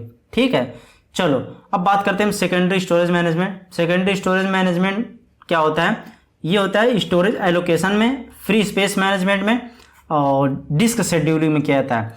ये रैम क्या है, अभी मैंने रैम बताया किस में आता है, आपका रैम आता है मेन मेमोरी में आता है। ठीक है, और लेकिन सेकेंडरी स्टोरेज में क्या क्या आता है, ये देखो पेन ड्राइव है, SSD है, ठीक है, चिप है, ये सारी चीज़ें आपकी आती हैं सेकेंडरी स्टोरेज मैनेजमेंट में।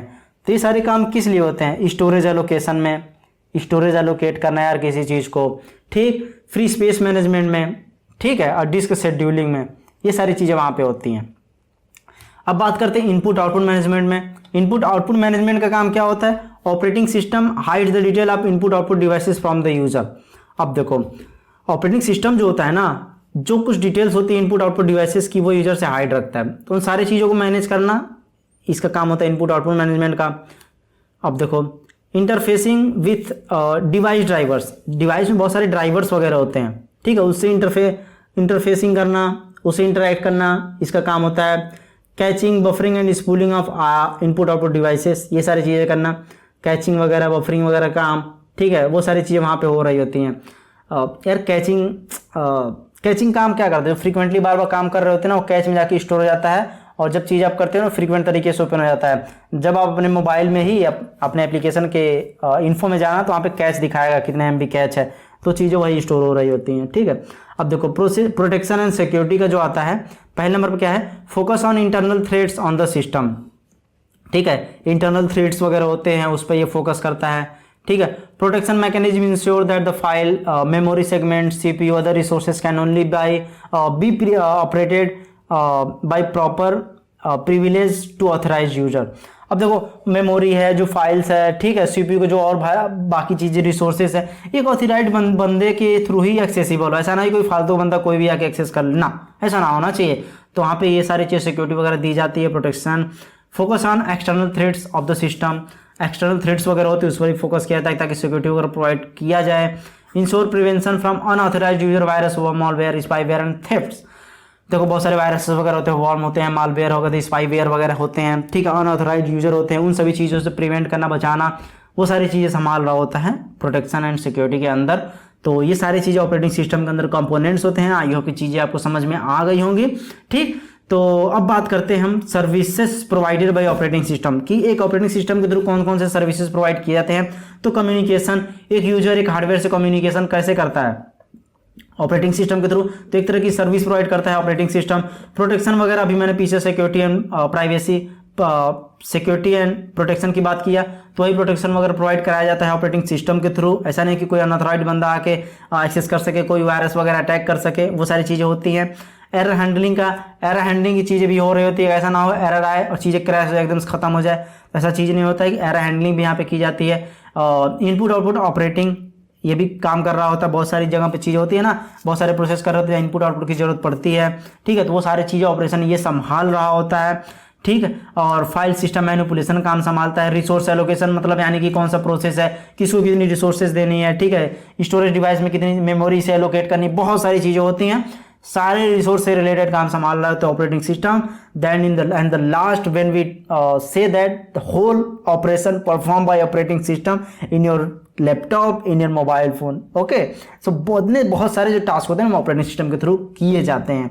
Not we can say that the all things but 99% are happening only operating system, okay. So operating system बहुत ही इंपॉर्टेंट कॉन्सेप्ट है यार, समझ रहे हो। तो सारी चीज़ें ऑपरेटिंग सिस्टम के थ्रू होती हैं और इसी के थ्रू ही पॉसिबल होता है कि हम अच्छे से फ़ोन चला पाते हैं, अच्छे से फ़ोन से चीज़ें कर पाते हैं, ठीक है। तो चलो आगे देखते हैं, रिट्रेंट कर्नल्स के बारे में देखते हैं। तो कर्नल्स आ गया भाई साहब, तो ये काफ़ी इंपॉर्टेंट कॉन्सेप्ट है, इसे बहुत ध्यान से समझना, ठीक। चलो अभी कर्नल्स की बात कर लेते हैं, क्योंकि कर्नल समझ लोगे तभी रिट्रेंट कर्नल समझ में आएगा, नहीं तो नहीं समझ में आएगा वो। Kernel is central components of an operating system that manages operation of computer and hardware। अब देखो अभी मैंने बताया था ना, जो कर्नल लेवल होता है पीछे बताया, तो हार्डवेयर लेवल पे काम कर रहा होता है, ठीक है। तो ये बहुत ही इंपॉर्टेंट पार्ट होता है ऑपरेटिंग सिस्टम का, ये सेंट्रल कंपोनेंट्स कह सकते होता है ऑपरेटिंग सिस्टम का, जो कि हार्डवेयर लेवल पे जितनी भी चीज़ें हो रही होती है वो संभाल रहा होता है। अब देखो it basically manages operations of memory and CPU time. जो मेमोरी एंड सीपीयू की टाइम होती है उसे ये मैनेज कर रहा होता है, ठीक है। ये ऑपरेटिंग सिस्टम का कोर कंपोनेंट होता है, ठीक। और कर्नल जो होता है ये एक ब्रिज की तरह एक्ट करता है, between application and data processing perform at hardware level. जब हार्डवेयर लेवल पे कोई भी ऑपरेशन वगैरह परफॉर्म की जाती है तो एक ब्रिज की तरह काम करता है। जब एक यूजर किसी एप्लीकेशन को यूज करके कोई चीज़ें प्रोसेस कर रहा होता है, ठीक है, तो वहाँ पे एक ब्रिज की तरह काम कर रहा होता है हार्डवेयर से कम्युनिकेशन करने के लिए। तो अब सिस्टम कॉल्स वगैरह का कॉन्सेप्ट आता है, ठीक। Colonel's loads first into memory when operating system is loaded and remains into memory until operating system is shut down again, ठीक है। तो कर्नल्स क्या होता है कि ये मेमोरी में लोड होता है जैसे ही ऑपरेटिंग सिस्टम आपका लोड होता है, ठीक है, और रिमेन्स इनटू मेमोरी, ये मेमोरी में आपके रहता है until operating system is shut down again, ठीक है, ये तब तक रहता है आपके मेमोरी में, ठीक है। बेसिकली ऑपरेटिंग सिस्टम का भी पार्ट ही होता है ना यार कर्नल, ठीक है।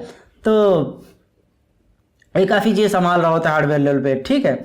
और देखो it is responsible for various task such disc management के लिए रिस्पॉन्सिबल होता है, टास्क मैनेजमेंट के लिए, मेमोरीज मैनेजमेंट में ये कर्नल्स वगैरह का हेल्प होता है, बहुत हेल्प करता है ये। It decide which process should be allocated to processor to execute and which process should be kept in memory to execute. अब देखो ये भी डिसाइड करता है, ये भी एलोकेट करता है कि प्रोसेसर को कौन सा प्रोसेस देना है करने के लिए, ठीक है, कौन सा प्रोसेस करना चाहिए, कौन सा प्रोसेस एलोकेट करना चाहिए, ये सारी चीज़ें ये कर रहा होता है, ठीक है। It basically acts as a interface between user, मतलब एप्लीकेशन यूजर एंड हार्डवेयर के बीच में एक ब्रिज की तरह काम करता है। और बेसिकली इसका जो काम होता है ना, ये ध्यान देना, बेसिकली इसका जो काम होता है ना, ये काम जो होता है ये कम्युनिकेशन कराता है एक यूज़र को एक हार्डवेयर से काम मतलब इंटरेक्ट कराने के लिए। बस इतना समझ लेना, और कुछ नहीं होता है। बाकी और कुछ होता है समझ लेना, लेकिन जो सबसे इम्पॉर्टेंट पार्ट है ना ये यही होता है कि एक यूज़र का जो लेवल पे एप्लीकेशन होता है उसे हार्डवेयर से कम्युनिकेशन कराना कर्नल का काम होता है। अब देखो ऑब्जेक्टिव क्या क्या होता है, to establish communication between user level and application hardware, to decide state of incoming processes, ठीक, to control disk management, memory management, task management, ये कर्नल का ऑब्जेक्टिव होता है। और टाइप्स में बात करें तो मोनोलिथिक होता है, माइक्रो होता है, हाइब्रिड होता है, एक्सो होता है, नैनो होता है। तो इतना डीप में आपसे एग्जाम में नहीं पूछेगा। और ये डायग्राम देखो, ये एप्लीकेशन है, ये कर्नल है, ये सारे आपके हार्डवेयर हैं, ठीक है। तो यानी कि एक एप्लीकेशन को अगर कम्युनिकेट करना है सीपीयू, मेमोरी एंड डिवाइसेस से, तो वहाँ पे कर्नल ही हेल्प करता है, ठीक है। चलो अब बात करते हैं रिट्रेंड कर्नल। अगर आपको कर्नल समझ में आ गया होगा तो रिट्रेंड कर्नल तुरंत समझ में आ जाएगा। Many processes or threads can execute at same time. अब देखो अगर आप मेनी थ्रेड्स वगैरह एग्जीक्यूट करना चाहते हैं तो वहाँ पे रिट्रेंड कर्नल के थ्रू पॉसिबल होता है कि हम बहुत सारे थ्रेड्स को एक टाइम पे करा पाते हैं, but without affecting one another. लेकिन ऐसा नहीं होता कि हम एक टाइम पे करा रहे तो एक दूसरे को अफेक्ट करेंगे ना, अफेक्टेड नहीं होते हैं, एक टाइम पे चीज़ होते हैं बिना अफेक्टिंग के। Reentrant kernel modify local data not global data, ये लोकल डेटा को मॉडिफाई करता है, ग्लोबल डेटा को नहीं करता है। Execution of reentrant function do not affect the behaviour of others, ये दूसरे जो भी थ्रेड चल रहे होते हैं उनके बिहेवियर को चेंज नहीं करता है। और typical use input output wait, ठीक है। आईओ के इनपुट आउटपुट वेट के लिए क्या आता है, जैसे कि मान लो कोई ऑपरेशन परफॉर्म हो रहा है, ध्यान देना, ऑपरेशन परफॉर्म हो रहा है, उसे इनपुट आउटपुट की जरूरत पड़ी, फिर वो गया इनपुट आउटपुट लेने, तो उस टाइम पे कुछ टाइम के लिए प्रोसेसर आपका फ्री रहेगा, आइडल ना रहे, उस टाइम पे और भी थ्रेड दे देता है प्रोसेसर को करने के लिए। तो वहाँ पे सारी चीज़ें काम आती हैं कि हाँ इनपुट आउटपुट में गया, फिर इनपुट आउटपुट लेने के बाद जब वो आता है तो फिर उसे एग्जीक्यूट करा देता है, समझ रहे हो ना। तो प्रोसेसर का यूज वहाँ पे काफ़ी होता है, आइडल नहीं होता, प्रोसेसिंग फास्ट हो जाती है। ये देखो during the processes of reading file, मतलब रीडिंग फाइल, जब कोई फाइल रीड कर रहे होते उस दौरान आपका जो फंक्शन होता है वो ब्लॉक हो जाता है उस टाइम पे, ठीक है। उसके बाद देखो यूज सीपीयू शेड्यूलर, यहाँ पे सीपीयू शेड्यूलर वगैरह ये यूज कर रहा होता है। अब देखो क्या होता है नॉन रिट्रेंड। नॉन रिट्रेंड में क्या होता है, यहाँ पे देखो कि यहाँ पर एक प्रोसेस यहाँ पे हो रहा है, मान लो एक थ्रेड वगैरह चल रहा है यहाँ पे, ठीक है, एक थ्रेड यहाँ पे चल रहा है और मे भी किसी काम के लिए मान लो यहाँ पे एक प्रोसेस चल रहा है, यहाँ पर जाके कंप्लीट हुआ, यहाँ पे फिर दूसरा देखो एक प्रोसेस और आ गया, दूसरा प्रोसेस यहाँ पे आ गया, ये प्रोसेस यहाँ तक चला, फिर यहाँ पर देखो यहाँ से फिर दूसरा आ गया, ठीक है। तो यहाँ पर जाके आपका प्रोसेस ख़त्म हो रहा है, ये एंडिंग है, एंडिंग पॉइंट है, एंडिंग पॉइंट, ये आपका एंडिंग पॉइंट है। रिट्रेंड में देखो यहाँ पर एक प्रोसेस आया, यहाँ पर एक दूसरा प्रोसेस में सीपीयू में, ठीक है, मतलब प्रोसेस आया यानी कि सीपीयू यहाँ तक बिजी है, ध्यान देना आप, सीपीयू यहाँ तक बिजी है, फिर यहाँ में सीपीयू बिजी है, यहाँ पर इतनी देर तक खाली था तो नीचे वाला काम हो रहा था, ठीक है। और फिर इसके बाद ये वाला आ गया, फिर सीपीयू यहाँ ये वाला बिजी गया तो यहाँ से फिर शुरू हो गया, ध्यान देना। अब देखो यहाँ पर अगर ऐसे एक लाइन ऐसे खींचा जाए यानी कि रिट्रेंड कर्नल में यहाँ तक आपका जाके काम खत्म हो गया, 3 यहाँ पे भी हो रहा है और यहाँ पे भी 3 हो रहा है, लेकिन ये यहाँ पे जाके हो रहा है, यानी कि ये इतना टाइम इसका बेकार गया, ये टाइम ये बर्बाद कर दिया और ये टाइम यही यूटिलाइज करके चीज़ को फास्ट कर दिया। तो ये रिट्रेंड कर्नल में होता है, ठीक है। आई होप की चीज़ें आपको समझ में आई होंगी। चलो सेल वर्सेस कर्नल के बारे में देखो, तो सेल एंड कर्नल के बीच में डिफरेंस क्या होता है यार, इसे पढ़ लेना क्योंकि चीज़ें यहाँ पे लिखी हुई हैं। और सेल मैं ऊपर ही बता देता हूँ, ये बेसिकली एक तरह का इंटरफेस होता है, ठीक है, between the kernel and the user. अब एक कर्नल है, अगर आप इससे बात करना चाहते हो तो कैसे डायरेक्ट नहीं कर पाओगे, तो एक यूजर को अगर कर्नल से बात करना है तो वहाँ पे इसे सेल की ज़रूरत पड़ेगी, ठीक है। आप बहुत सारे सेल यूज करते होंगे, पाइथन यूज किए होंगे, पाइथन का एक अलग से सेल मिलता है, ऐसे ही सेल वगैरह यूज करके हम कर्नल से इंटरेक्ट वगैरह करते हैं, ठीक है। तो वहाँ पर एक बार पढ़ लीजिएगा आप लोग, चीज़ें आपको समझ में आ जाएंगी। चलो बात करते हैं मोनोलिथिक एंड माइक्रो कर्नल के बारे में, ठीक है। इनके बीच में डिफरेंस को देखेंगे और इनके कॉन्सेप्ट को समझेंगे, ठीक है। तो चलो देखते हैं। तो यहाँ पर 2 डायग्राम जो है इसे बहुत ध्यान से समझिएगा, ठीक है। तो यहाँ पर देखो एक एप्लीकेशन है ना जो यूज़र वगैरह यूज करेंगे, और यहाँ पर देखो आपकी यूनिक सर्वर है, डिवाइस ड्राइवर है, फाइल सर्वर है, और नीचे आपकी वर्चुअल मेमोरी शेड्यूलिंग वगैरह का काम है, नीचे हार्डवेयर है। ये माइक्रो कर्नल में है। यहाँ पे भी वही है, एप्लीकेशन है, सिस्टम कॉल्स वगैरह है, फाइल सिस्टम है, वर्चुअल मेमोरी वगैरह है, और डिवाइस ड्राइवर वगैरह है, और आपका हार्डवेयर है। ठीक है, अब देखो यहाँ पर जो सबसे बड़ा डिफरेंस होता है ना, user space and kernel space का कॉन्सेप्ट आता है। ठीक है, अगर मैं मोनोलिथिक में बात करूँ तो ये जो होता है ना एप्लीकेशन आपका, ये ध्यान देना, ये आपका आता है यूजर स्पेस में, ये आता है आपका यूजर स्पेस में। और user space and kernel space का मैंने पीछे बता रखा है, मैं नहीं बताऊंगा यूजर स्पेस का काम क्या होता है, कर्नल स्पेस का। अगर नहीं देखो तो वीडियो जाओ पीछे देखो, तभी ये देखना, तभी समझ में आएगा। ठीक है, और यहाँ पर जो इतना काम होता है ना आपका, ये इतना काम, ये आपका आता है कर्नल स्पेस के अंदर आता है। ये देखें, कर्नल के अंदर इतनी सारी चीज़ें हो रही होती हैं, ये आपका यूजर स्पेस के अंदर सारी चीज़ें हो रही होती हैं। और वहीं पर मैं माइक्रो कर्नल की अगर बात करूँ ना, तो देखो माइक्रो कर्नल में इतनी चीज़ें आती हैं आपकी यूजर स्पेस में। ठीक, और ये जो नीचे की चीज़ होती है ना इतनी वाली, ये आपकी आती है कर्नल। ठीक है, अब देखो इस डायग्राम में भी दिखाया जा चुका है कि ऐसे बना है ना, ये देखो ये इतनी चीज़ें जो है ना ये कर्नल स्पेस के अंदर है, यानी कि ये और ये, इतना ध्यान देना। ठीक है, अब चलो इसके बीच में डिफरेंस देखते हैं, फिर आपको और क्लियर होगा। बेसिक में अगर देखें तो in micro kernel user service and kernel service are keeped in separate address space.